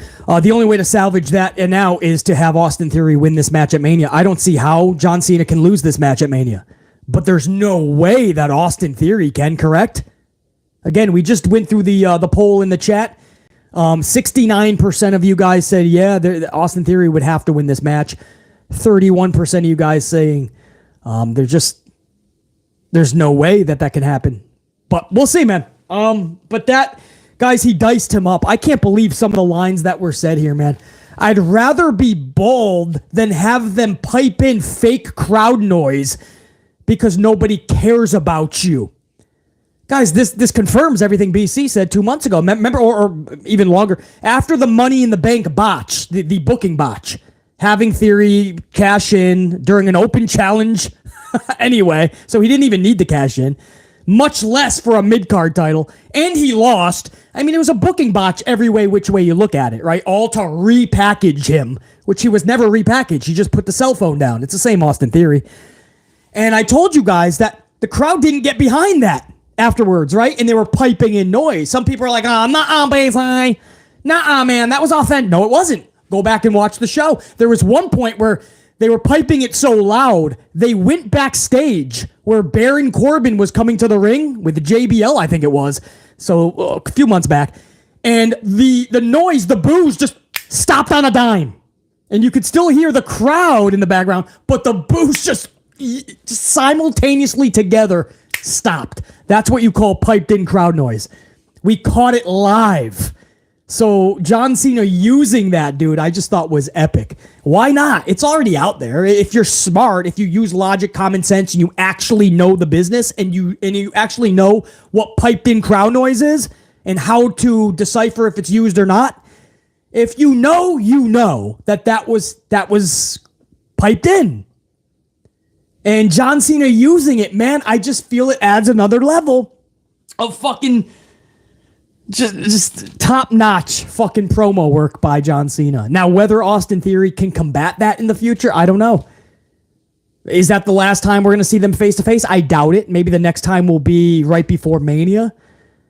But Austin Theory is going to have to bring a lot more verbally with him next time. This dude got diced the fuck up Monday night, last night. He got diced the fuck up.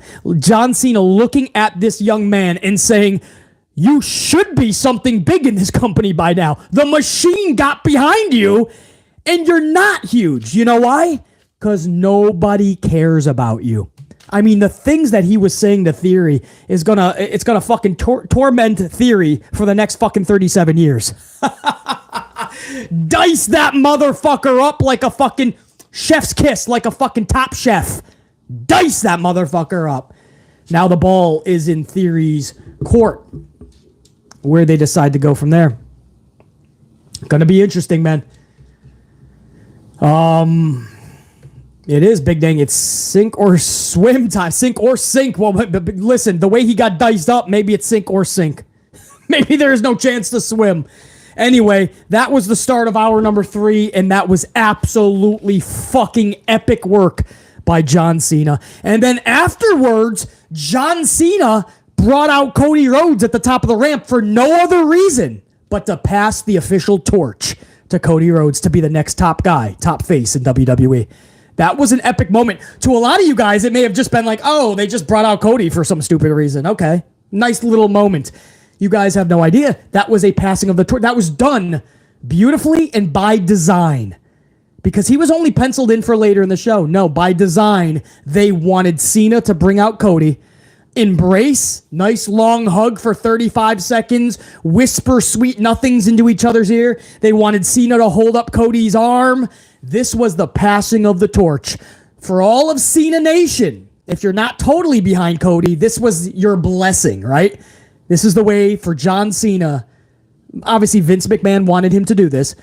For John Cena to show all of his C Nation that Cody Rhodes is the next big machine to rock through the company. This was by design. This is what we call passing the torch. It's not always just losing to the next big thing, right? You're a legend, and now you're going to pass the torch by laying on your back, looking up at the lights, and letting the young guy defeat you. That's usually how you pass the torch.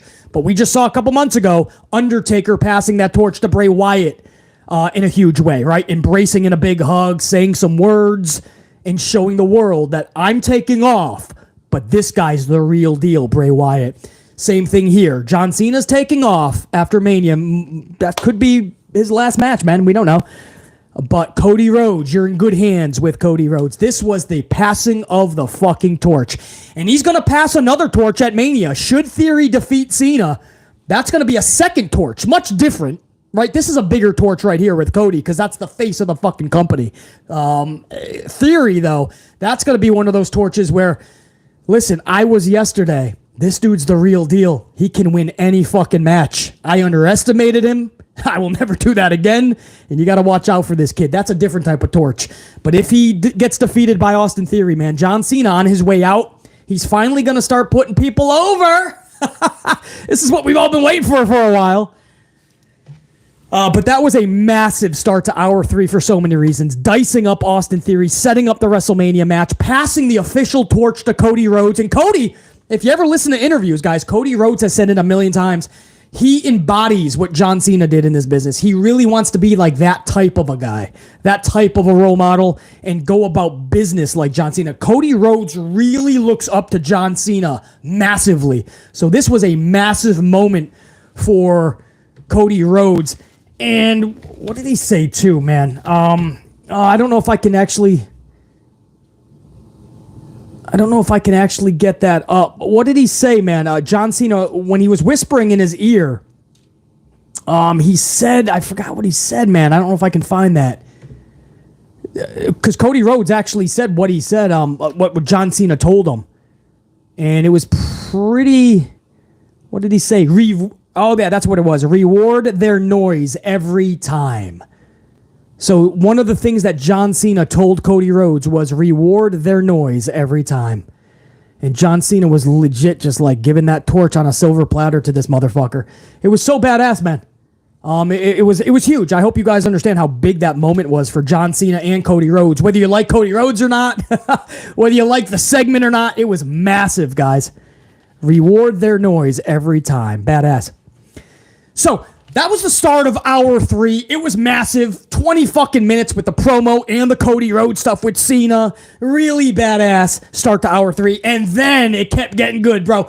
Chad Gable defeats Baron Corbin via the ankle lock submission. Poor Baron Corbin cannot even get into the fucking maximum male models. That's how you know how down on his luck he is. But more importantly, dude, unit, salute for my boy Gable. Chad Gable won a fucking match. Chad fucking Gable won a match, unit. Salute.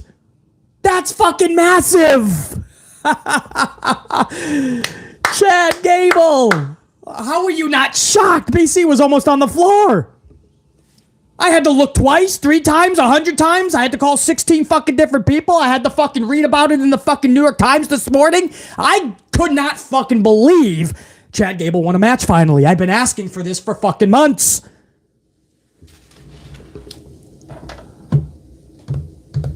Wow, Chad Gable won a match. Thank fucking goodness. Let this be the start of something special. Chad Gable is too fucking good. He is too special of a wrestler. He checks off every box. He can talk, he can wrestle, he can carry a storyline. He can give other people, he can make other people look good clearly.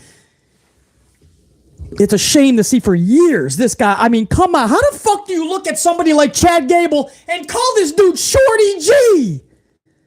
You gotta be really bad at what you do to look at Chad Gable and say, you look like a Shorty G. It was so cool to see Chad Gable win that match last night, man. This was huge for PC, man. I've been asking for this for the longest time. And then hour 3 kept on heating up, bro. Becky Lynch, Lita, and Trish Stratus lay down a challenge to Damage Control. You gotta believe that Rousey's injury played into this a little bit. Now, we always talked about how this could easily have been a 6-woman tag. I think that was the initial thought from the beginning anyway. We thought Trish was going to get involved over Canada's weekend around Montreal, Elimination Chamber, and that would set up a 6-woman tag. And then they threw the titles over to Becky and Lita, so we thought, okay, they're really making something out of Ronda and Shayna. Maybe they'll go that way, and then Trish has a one-on-one match with Bayley. But no, we're going to get the traditional 6-woman tag that we originally thought 2 months ago. So I'm okay with that. I definitely am. I would make it for the titles, to be honest with you. Like, almost, not the exact definition of the Freebird rule, because that's any 2 out of the 3.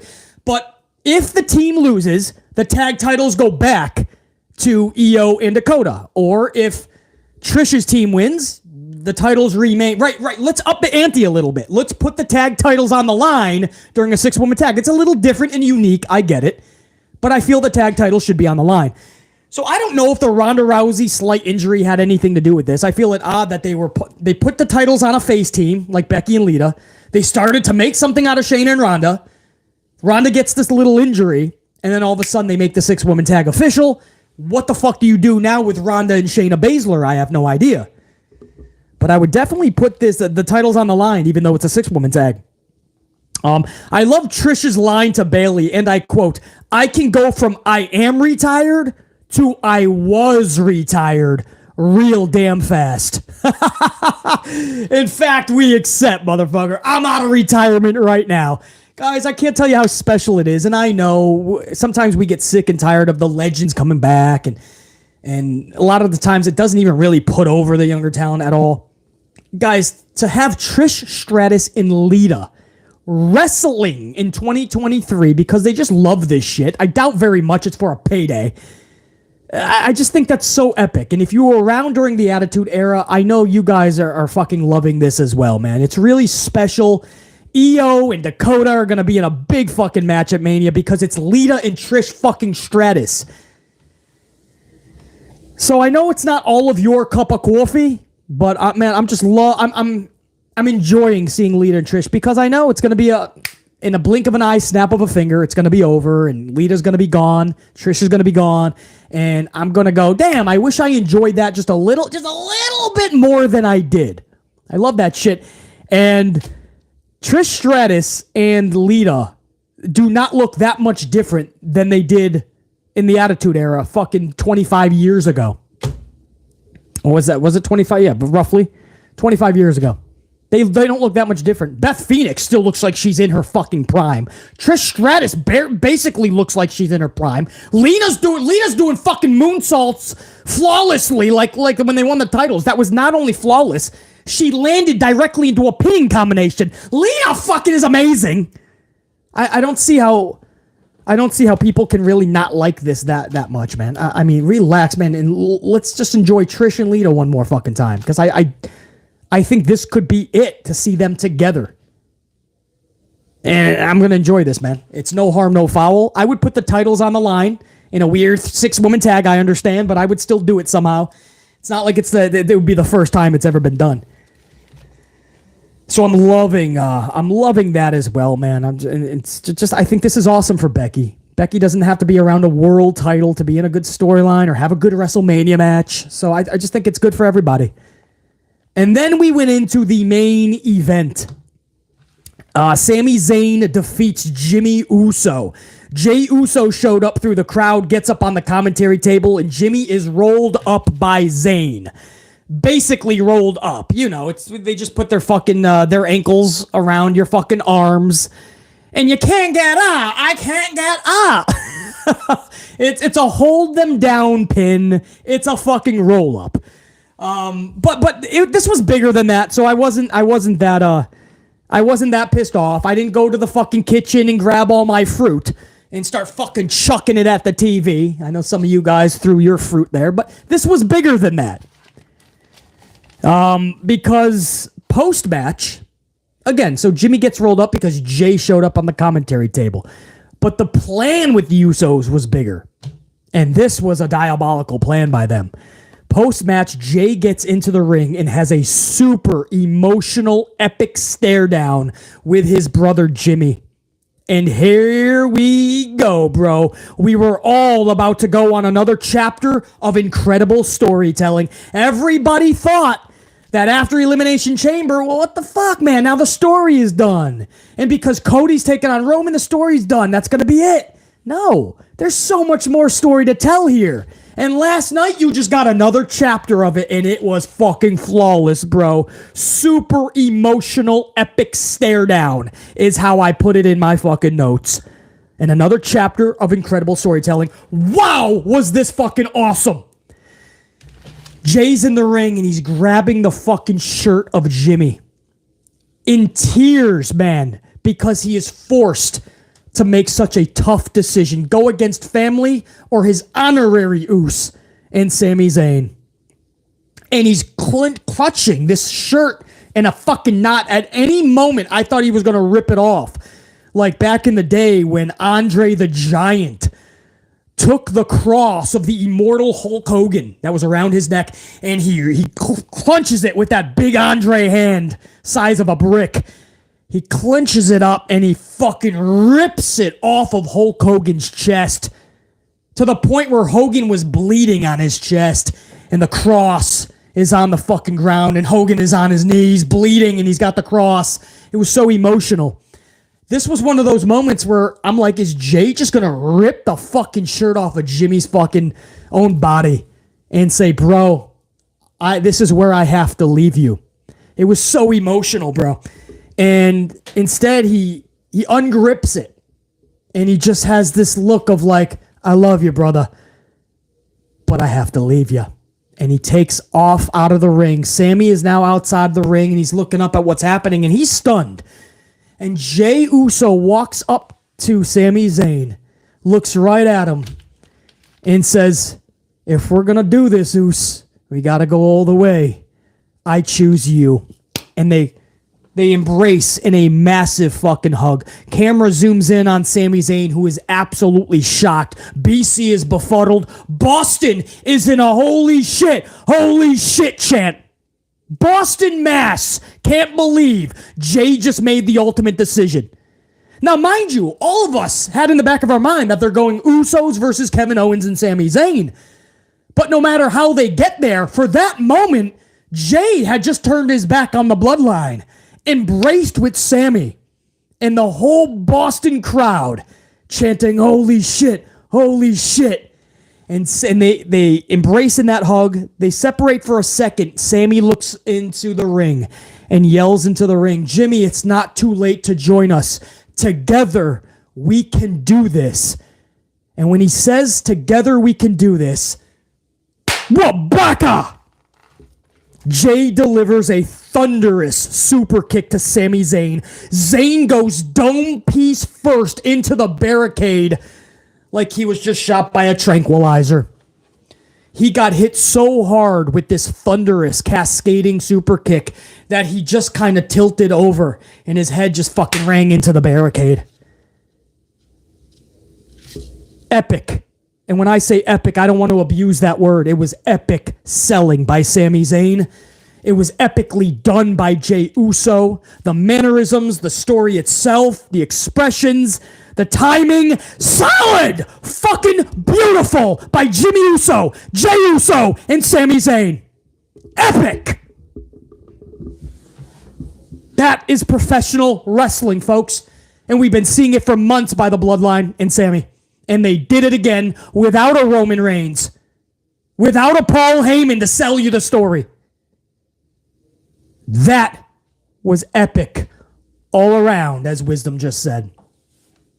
Excellent execution indeed, Jared9. I cannot tell you how proud I was of all of them. How shocked I was, even though I knew that was the tag match for Mania.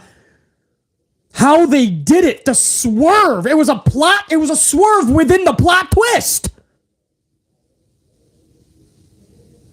A plot twist swerve, you might as well say. Jey Uso bends over and he grabs Sami Zayn by the beard. By his beard. And he starts screaming down at a knocked out, basically. His eyes were open, but the lights were on, but nobody was home. Sami Zayn was basically knocked out with his fucking eyes open. And Jey is picking him up by his beard and screaming, and I quote, "You really think I choose you, Oos? You think I choose you over my blood? You think I chose you?"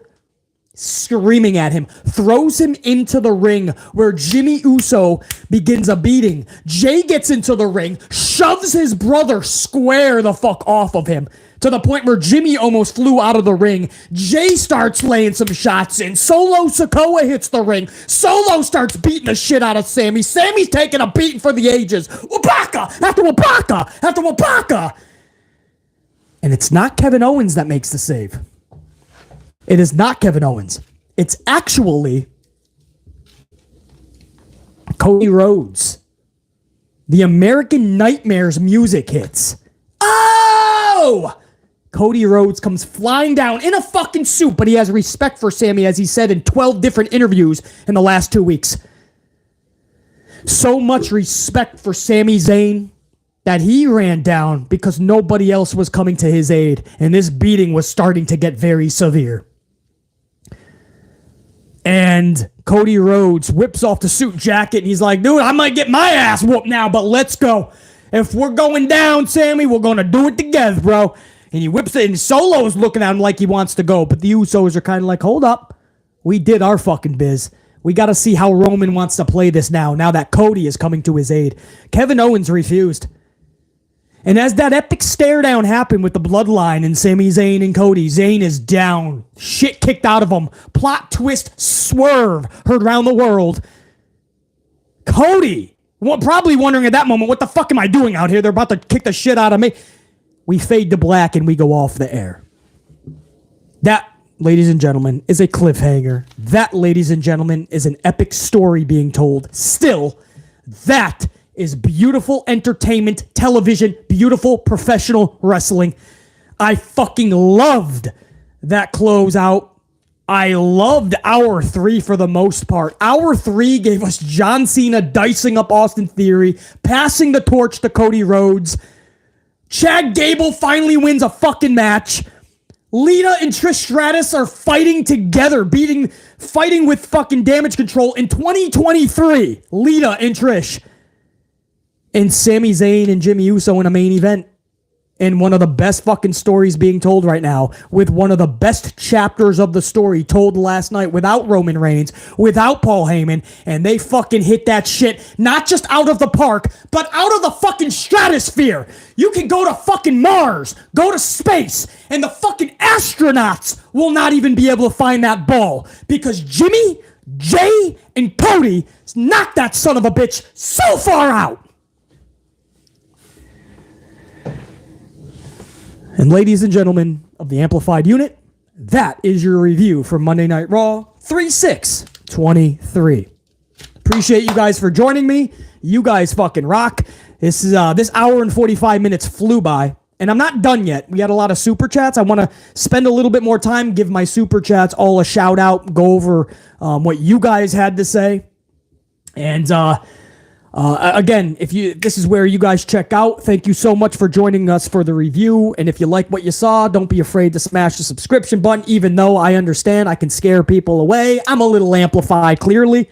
But we love pro wrestling here, man, and we will always tell you the truth. So I appreciate if you smash that up. We're about to hit 300 on the ups live. I appreciate that, because this will hit the algorithm when we're done being live. And that's when thousands of people can catch this. And it helps when you guys smash that. So let's get that to 300. Smash that subscription if you want. If not, check you later. But I appreciate you guys for this review, and we will do it all again, man, for SmackDown coming up. And I'll have a lot of content in between anyway. Amplified Unit, thank you so much. Much love and respect always. And we will do this very, very soon. So for those that are not sticking around for the Super Chat talk, check you guys, man. Peace, top guy, and I'm out. Or should I say, my unit, top unit, you guys are out. Check you guys. And if you guys want to stick around for the Super Chats, give me a second. Let some people file out, and let me get you guys up on the big screen, if you don't mind. Let's see here. All right, I got it. I got it. Ash Steggles kicked us off. All right, so anybody that wants to stick around and shoot the shit a little bit more and chat with BC, man, love to have you. You guys are always welcome to stay. Super chatters, let's rock this. Ash Steggles kicked us off before we even went live. So I got to give a big salute to that. And I need another coffee, guys. I'm pretty much done with this. So unfortunately, the salutes are going to be with Fiji water. And then when I'm done, I can go get another coffee. But Ash Steggles, brah. At least it's Fiji, man. It's premium water, all right? That's a good salute, right?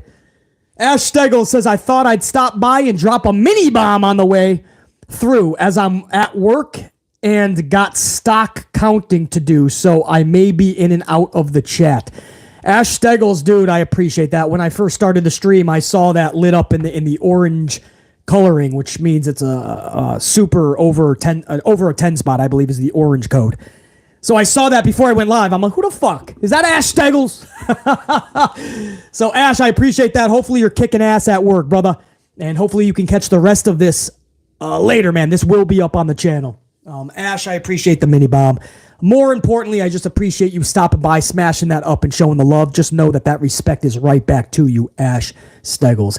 And Fleck Guapo with a 5-spot coffee. Fleck says Jey could have had massive heel heat if he turned on Sami at Elimination Chamber. No doubt, Fleck, but he didn't need to at that point, man. The way that they did this, I don't want to give WWE that much credit and say they had this plan the whole time. But the way they did it in the ending of that show last night, I feel the timing has just been beautiful, Fleck Guapo. I feel that this fucking storyline is fucking sick. Everything has just been, like, the wrestling gods have just opened the skies for these individuals in this storyline. The wrestling gods are just like, we're going to give the wrestling world something they're never going to forget, bro. And we're going to give them an epic storyline for the ages. So, yeah, you're right, though. It could have been massive heel heat had they done that. But I love Fleck Wapo, how they fucking rocked that last night. And we're still not done. There's so much more story to be told, that can be told, and I feel will be told. And it's going to be fucking huge, man. Big Nang with a 5 spot says, in the words of Bobby Heenan on the Jey super kicking Sammy, and I quote, I knew he was going to do it. I knew he was going to do it. I'm literally thinking about it in Bobby the Brain's voice when I'm reading that, Big Nang. I knew he was going to do it. I knew he was going to do it. Bobby Heenan is the best. I gave you guys a little bit of Bobby the Brain Heenan in yesterday's stream when you guys were talking about the water being thrown at the kid at Revolution by MJF. You know, how Bobby Heenan was great at turning a blind eye and acting like the kid just really looked thirsty or he was passed out. I always pay homage to Bobby the Brain Heenan in these videos and chats. Big Nang knows that, bro. Angel Alega, 25 spot Angel, bro. Never needed, dude. Always appreciated. That's like 5 or 6 star bucks thrown to the channel. I appreciate that big time, Angel. 25 spot. Hi, BC. As always, love your streams. You are the best podcaster, period. Everyone else is a far second. Now, Angel, you know what I got to do. That's too good of a super chat, bro. I never acknowledge disrespect, and I double acknowledge respect. That's such a badass comment. I got to read that again, Angel. Angel says, hey, BC, always love your streams. You are the best podcaster, period. Everyone else is a far second. Damn, bro. Like, I know that personally. I know that. But to hear that from my people, bro, I cannot tell you. Man, that warms my heart, bro. I thank you so much, Angel. It's that type of respect. That's the reason I do this shit. Dr. Smooth, dude, in the chat. I appreciate that, man. No lies detected. I appreciate that big time, Angel. We the ones, and that means us, man, the unit. Not even just my gold status, though the gold cards. My entire red team. We the ones, bro. We know that. They? Everybody else? They all the twos. Angel, appreciate you big time, man. That's awesome, and I love reading shit like that. You're the best, dude. Chon Cena, 499, 2 points today. Chon Cena says Carmella and Chelsea Green are perfect together, and random flex when Naomi only had one eye and was still badass. On that second point, fuck yeah, bro. Naomi's badass, period. And I completely agree, Chon Cena.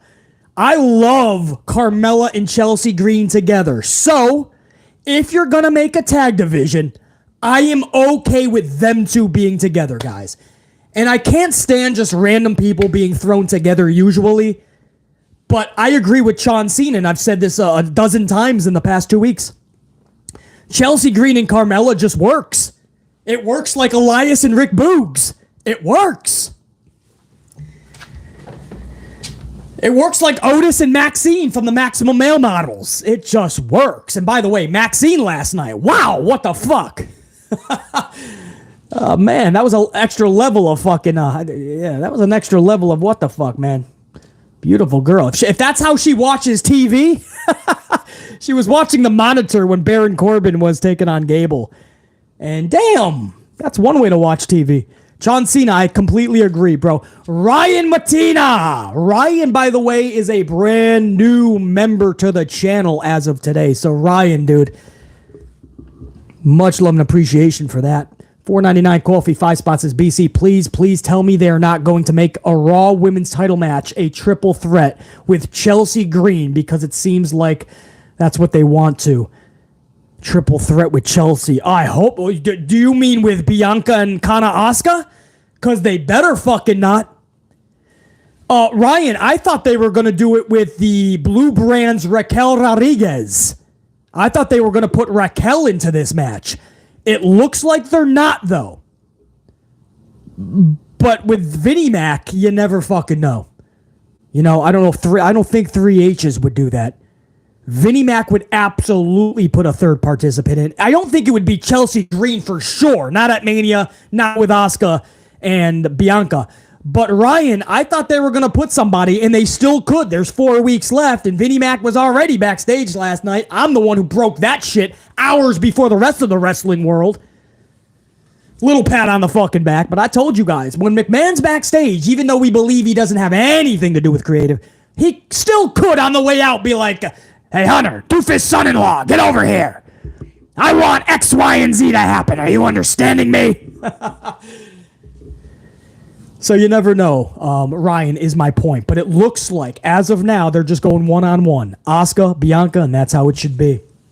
Godswilla, 2 spots, says, should the tag title match main event night 1? Ooh, that's a good point, because it is the biggest storyline right now. One of, if not the biggest. Ooh, I don't know. Chat, what do you think? JR9 Gaming, what do you think about that tag team match? But JR9, don't you have Cody and Roman at night 1? So that would main event. Or do you have them at night 2? If you don't mind, God's will, I'm going to ask my chat to people who are still up in here, my unit who's going over the supers with BC. JR9 says, absolutely. And that would make sense. Hey, JR9, that would go with your thing, bro.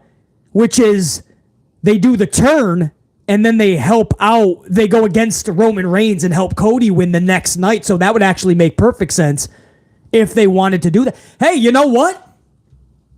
Was that Godswilla? Godswilla, I'm kind of down with that, bro. In the storyline, and it's Sammy and Owens and the tag titles. Kind of down with it, man. I'm going to say yes. There's nothing else right now, depending on how they do the matches. I don't know how Paul 3H's Levesque and Vincent Kennedy McMahon, you got to believe they're going to get together and file this card out, which matches are on 1 and 2. But depending on how they do it, I mean, I don't want to see Rhea Ripley and Charlotte Flair be the main event of either night. I don't want to see that, and I'm sure most of you guys would not want to, unless you're really big fans of them. I don't see how that would happen. So God's will, I'm going to say, yeah, dude, I'm on board with that. But we have to see which matches are where, too, and where they're placed. Prime Killa with a 5-spot coffee says, are we going to see another newer reset version of Austin Theory after John Cena buried this already new resetted version of Theory after his Money in the Bank botch? We're going to have to see it, Prime Killer, because from this day on, Austin Theory has to bring his best promo work of his career. And it sucks because it's so young in his career, but he cannot afford any mulligans now because John Cena diced this motherfucker up last night. So I don't care if you call it a resetted version or not, Prime Killer. He gonna have to come with some amplified shit from here on out. And then Cena on the way out said he took his fucking balls. He taps him in that shit and says, you gotta work on that area, bro. I'm like, what the fuck? John Cena is taking every fucking part of this dude.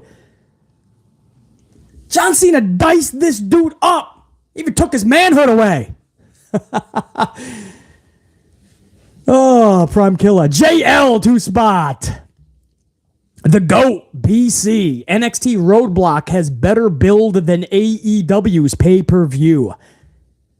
JL. I agree, bro. I'm actually looking forward to Roadblock tonight. JR9, I'm going to break the news right now. I don't know if it's going to be a sole video. I may have to cover other topics, but I'm actually going to review NXT Roadblock tonight. I don't know when that'll be up. I don't think it's going to be a live stream, obviously. I'm too busy on Tuesday, but so I don't even know if I can catch it live, but I mean, we're getting GG and JC tonight, aren't we? My girl Roxanne Perez, who we know as Roxy, is fucking in action tonight, I believe. You got fucking Braun Breaker rocking it.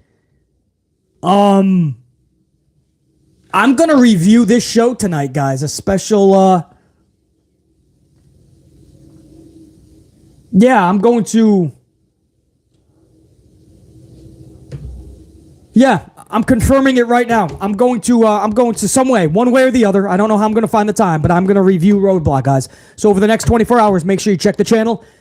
Don't just be subscribed. Make sure you smash that notification. I don't know where the fuck it is. Somewhere down below, there's a notification.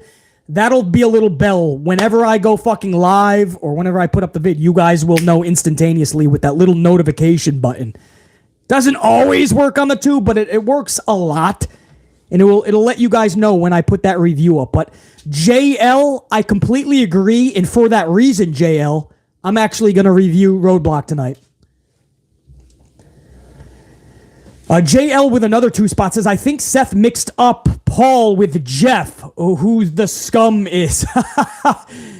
Possibly, JL. I'll let Seth decipher that.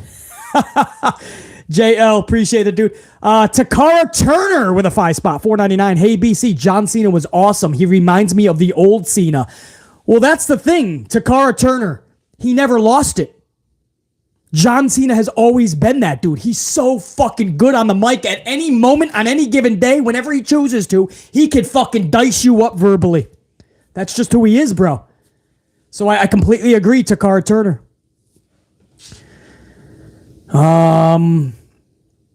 Make sure I got everybody here, guys. Should the tag. JL Nasir Alexander with a 10 spot, $9.99 super says 1 time is okay, maybe 2 times, but 3 and 4 and 5 is ridiculous. We get it. The people are at home or annoyed. This set theme is making me not like him, by the way. John Cena is the GOAT. Hope he wins at Mania. So Nasir, let me take that first point. Yeah, as far as... He says, the people are at home, we are annoyed. The Seth theme is making me not like him. Yeah, it's like, we get it. Okay, it's fun to do.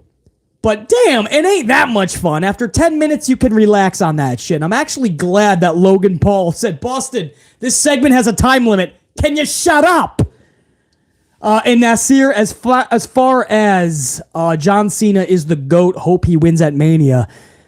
Bro, he truly is one of them. I wish that he let a few individuals...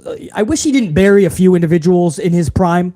I do wish at least once there was one main time he had to turn heel for the betterment of the business, and there was a few faces that had to be created, and the only way they were going to is if he turned heel.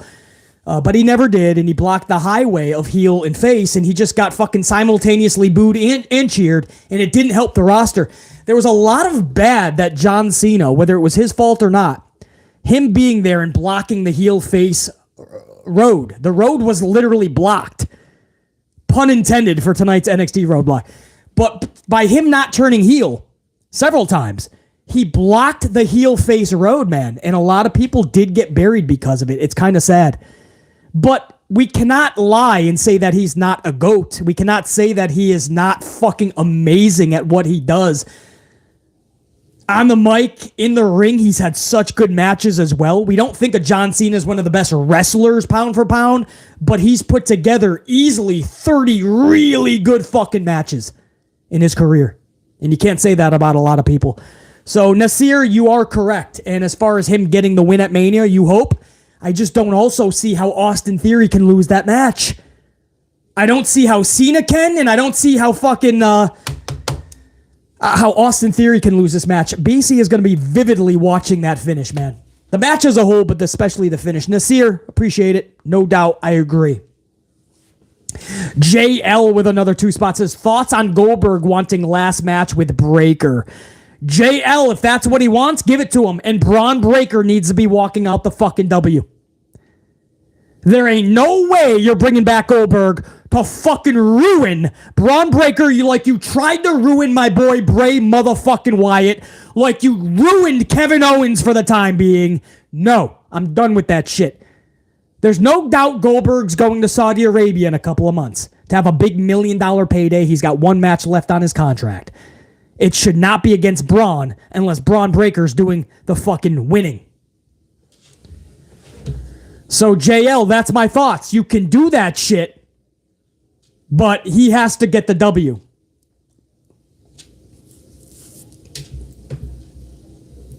Yeah, no doubt, JR9 in the chat. But, JR9, could you imagine if they had Breakker lose to Goldberg? JR9, could you imagine that shit, bro?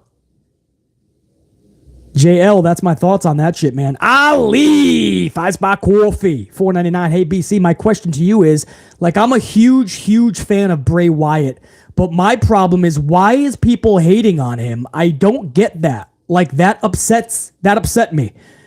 Well, Ali, I mean, some people, it might not be their cup of coffee, right? They've told themselves that Supernatural has no place or that Bray's lame, and I just want to see the fucking clangers. But I also think a lot of it is because it works so well. And a lot of us are trained that when something is working so well, we start to go against it, right? John Cena passed the torch over to Cody Rhodes last night. Watch people start to turn on Cody now. Uh-oh, the machine's behind him. Fuck that. People know that Bray Wyatt pulls in good ratings and shit. Now, you have people that are totally for one company, right? There's another promotion called All Elite Wrestling, AEW, and they have people in their pocket that is in the wrestling community, like Brian Alvarez, Dave Meltzer, and a lot of others. They're literally in the pocket of AEW and vice versa. So they've been doing this for the longest time. I think those are the fucking schmucks that literally called Bray Wyatt the worst gimmick a few years ago, and they were around the same time as Retribution. We all knew that Retribution was the worst, and Bray Wyatt's Fiend character was pulling in massive numbers. So how do you figure it was the worst gimmick? It's because they knew it was working so vividly, so specially, so fucking epically, and the only thing they could do for AEW was to fucking smash it, right? We have to talk shit about it. We have to say it's the worst. We have to get people thinking that it's not good because it was really good. So a lot of the people, it's like that as well, Ali. They truly feel like we have to bash it because it's too fucking good. Too many people like it. It's the highest rated segments. The merchandise is selling so good. The fucking views on the tube are so fucking good for Bray Wyatt. The social media buzz is top notch. We have to bash it. So that's some of it as well, Ali, because I don't know. Couldn't tell you. Bray Wyatt's a fucking genius, bro. It's not everybody's coffee. I totally understand that. A lot of people are frustrated because they want more of Bray Wyatt, to be honest, Ali. A lot of people are upset that they're only getting 15, 30-second Bray Wyatt every fucking show. They want more Bray Wyatt. So I guess that's a good problem to have. But Bray is always going to be one of those polarizing figures. Larger than life to a lot of us. And because of that, in today's wrestling fans, as Daniel Bryan once called them, he calls them fickle. And we saw it with Liv Morgan just recently. We're seeing it a little bit with Cody. And now that the torch has been passed over to Cody by John Cena last night, you're probably going to see more people start to say, Cody Rhodes is getting stale. Cody doesn't do it for me. Cody should not be wrestling in the main event for the title. And I don't know. This is just batshit fucking just delusional spewing at that point. I would never even give people like that the time of day, guys. And you shouldn't either. So, Ali, don't let it upset you, bro. People are always going to fucking try to tear down the best. Bray Wyatt is just a genius. Bray Wyatt is epic. I love his segments. I'll pull up my pants and do the Muscle Man dance. I'll rock with the fucking Rambling Rabbit for an hour. Bray is entertainment. And pro wrestling is sports entertainment, whether you like it or not. You can't have one without the other, guys. So, Ali, don't let it frustrate you. Let them talk their shit. It won't matter. You want the facts, Ali? Look at the ratings. Look at the merchandise. Look at the social media buzz. Look at the fucking views on fucking platforms like this. Bray Wyatt is always near, if not the top. That tells you everything you need to know. Haters are going to hate, right? Haters are going to hate no matter what. Let them hate, bruh. You don't lose any sleep over it. Don't even acknowledge bullshit. Don't even acknowledge it. Ali, Bray Wyatt is that son of a bitch, and it's good to have another Bray Wyatt big fan up in here, Ali. I support that shit. In full. Brandon Gulej, 999 10 spot. Hey BC, got a new job in the plant. Been a while since I've caught a live. Been enjoying the storytelling from the Bloodline and Sami and Owens. Also, Cena's promo was fire. Enjoy some coffee on me. Keep rocking. Bicep rocking. I see that emoji, Brandon. Congratulations on the new job, dude. Up at the plant. Rock that shit out. Be better than everybody else. Be more amplified than everybody else. And I, too, am glad you caught this stream, dude. That was on about 27 minutes notice. And you're enjoying the storytelling from Bloodline, Sami and Owens. Bro, it's top-notch still. Nothing was lost in Canada, Montreal for Evolution. Fucking Elimination Chamber, I believe. Nothing was lost. We just got another epic chapter last night. So you and me both, Brandon, on that. And Cena's promo, beyond fire. He diced Austin Theory up, bro. Brandon, appreciate it. Always good to see you up in here. Keep rocking, man. Jimmy Fingers 19.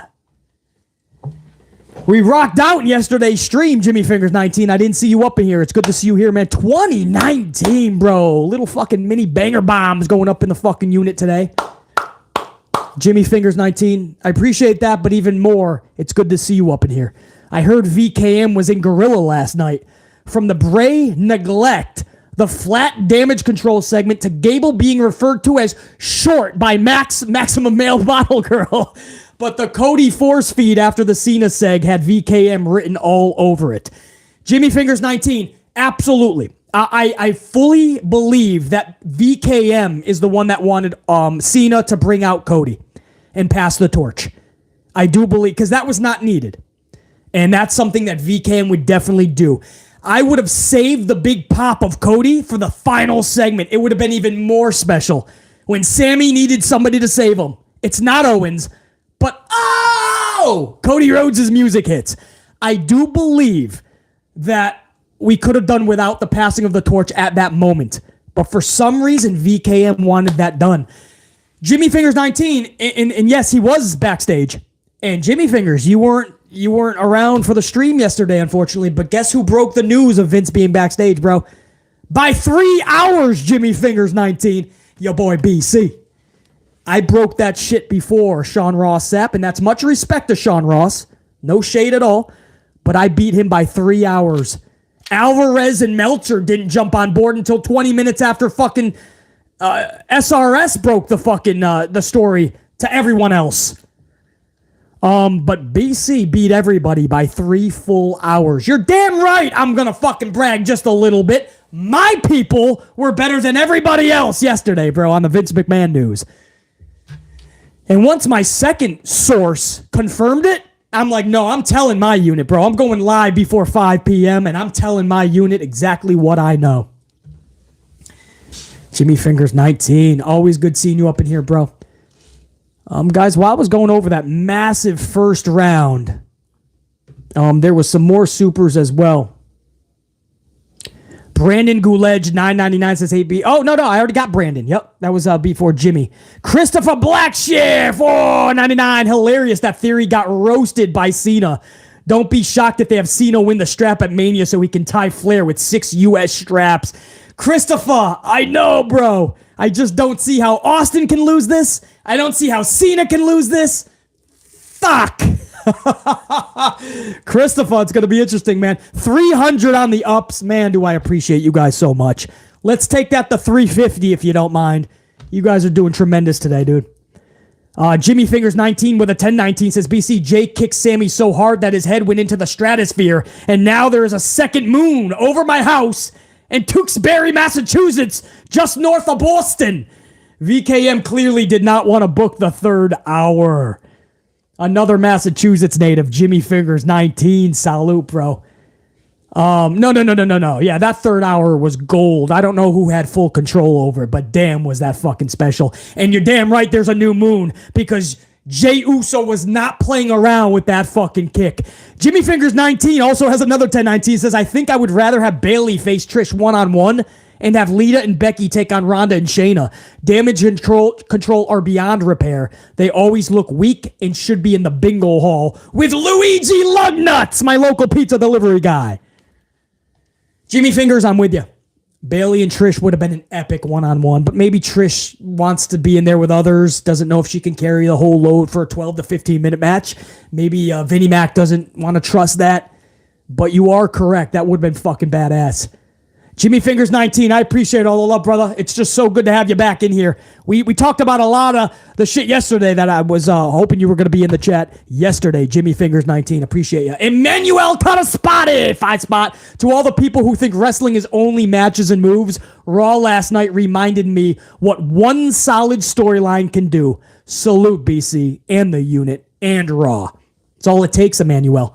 And then you start to get momentum like LA Knight and Bray Wyatt. And then you get the fucking feeling special about Cody Rhodes and Roman one-on-one. It all is sparked by one storyline. And that's what pro wrestling is about. It gives you that love and passion back for it. Ash Steggles, $4.99. Did you miss me, chat? Of course you did. I'm me, for God's sake, he says. Ash Steggles. You were the very first super. I don't know when you came back into the chat. But it's good to have you throughout the chat, man. Hopefully you're still whooping ass at work. Or maybe the work day is done. Takara Turner says with a 199, Wyatt is the best thing that the WWE has. Well, if you look at the metrics, he's right there with the fucking Romans and the Codys and the Sammys. So Takara Turner, no doubt, bro. Who else we got here? Emmanuel, I got Ash. Jimmy Fingers one-on-one with Bayley and Trish, no doubt. Takara Turner. Jimmy Fingers 19 with a 2019 says, BC, I'm glad you touched on Cena and when he should, on the Cena situation, when he should have turned and put people over in his prime. One was the Nexus angle. Two, he should have put Bray over at WrestleMania 30. Could have imagined the heel heat that Cena would have gotten. No question. And I can list off another 7 times, by the way. I won't because I'm on 3% battery, guys. At any moment, BC's about to cut off. But Jimmy Fingers 19, I can literally list about 9 times where it would have been perfect for John Cena to go heel.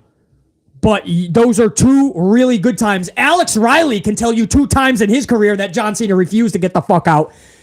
Jay Khan, 10 spot. That brought back memories of Cena versus Legacy, seeing them on the same stage again. Cody and Cena, no doubt. Jay Khan, that's exactly what I thought, bro.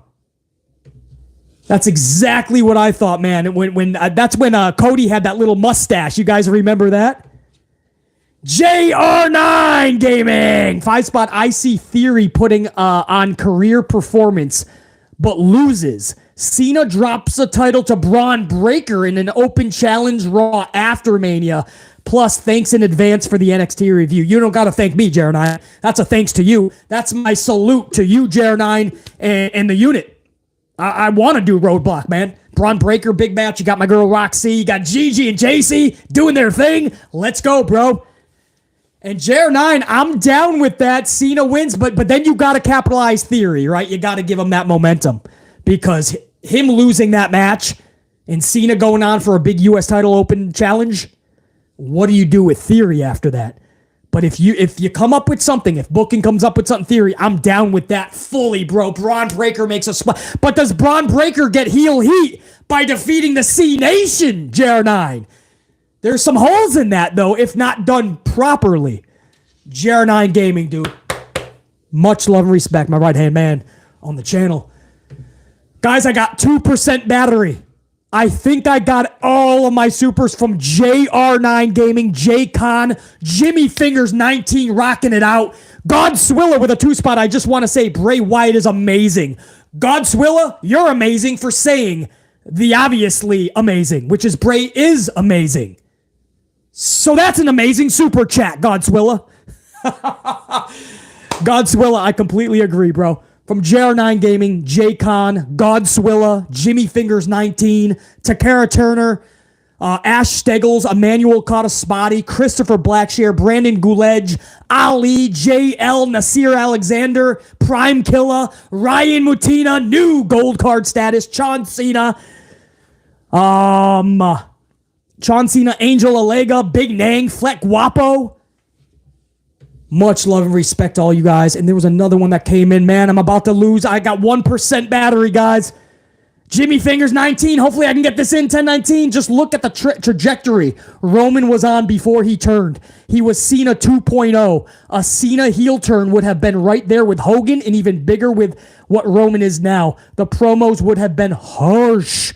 No question. And we know, Jimmy Fingers, that's exactly what happened. The trajectory of Roman Reigns had no choice but to go heel because John Cena was preventing it from going anywhere else. Jimmy Fingers! I'm surprised I got that in, bro. Absolutely correct. Jimmy Fingers is hitting fucking bullet point after bullet point. Jimmy Fingers is dropping the fucking truth bombs as well. Brianna, real quick, 5 spot. Just to show you how much I value you, I was in a full-on Zoom meeting with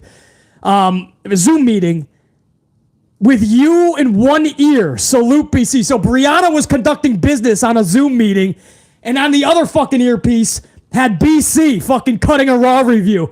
Brianna, I value you. I appreciate you, Brianna, and my entire unit. Brianna, that's so fucking special. more than the coffee, those words mean even more. Brianna, much love and respect. That's some funny shit. Guys, I have 1% battery. We did it, man. Over 2 fucking hours. Unit, we'll talk again very soon. The battery's about to cut off. We the ones, they all the twos. BC, top guy, I'm out. Saying check you. To all the coffees, man. I tried. I got everybody, I believe. Whoo! What a fucking stream. What a unit. What a fucking 3rd hour of Raw, bro. Let's rock this thing all the way to WrestleMania. Put those ones up in the air, please. Put them up on the way out before the battery cuts out. Put them up. We the ones, unit. We the ones. Check you.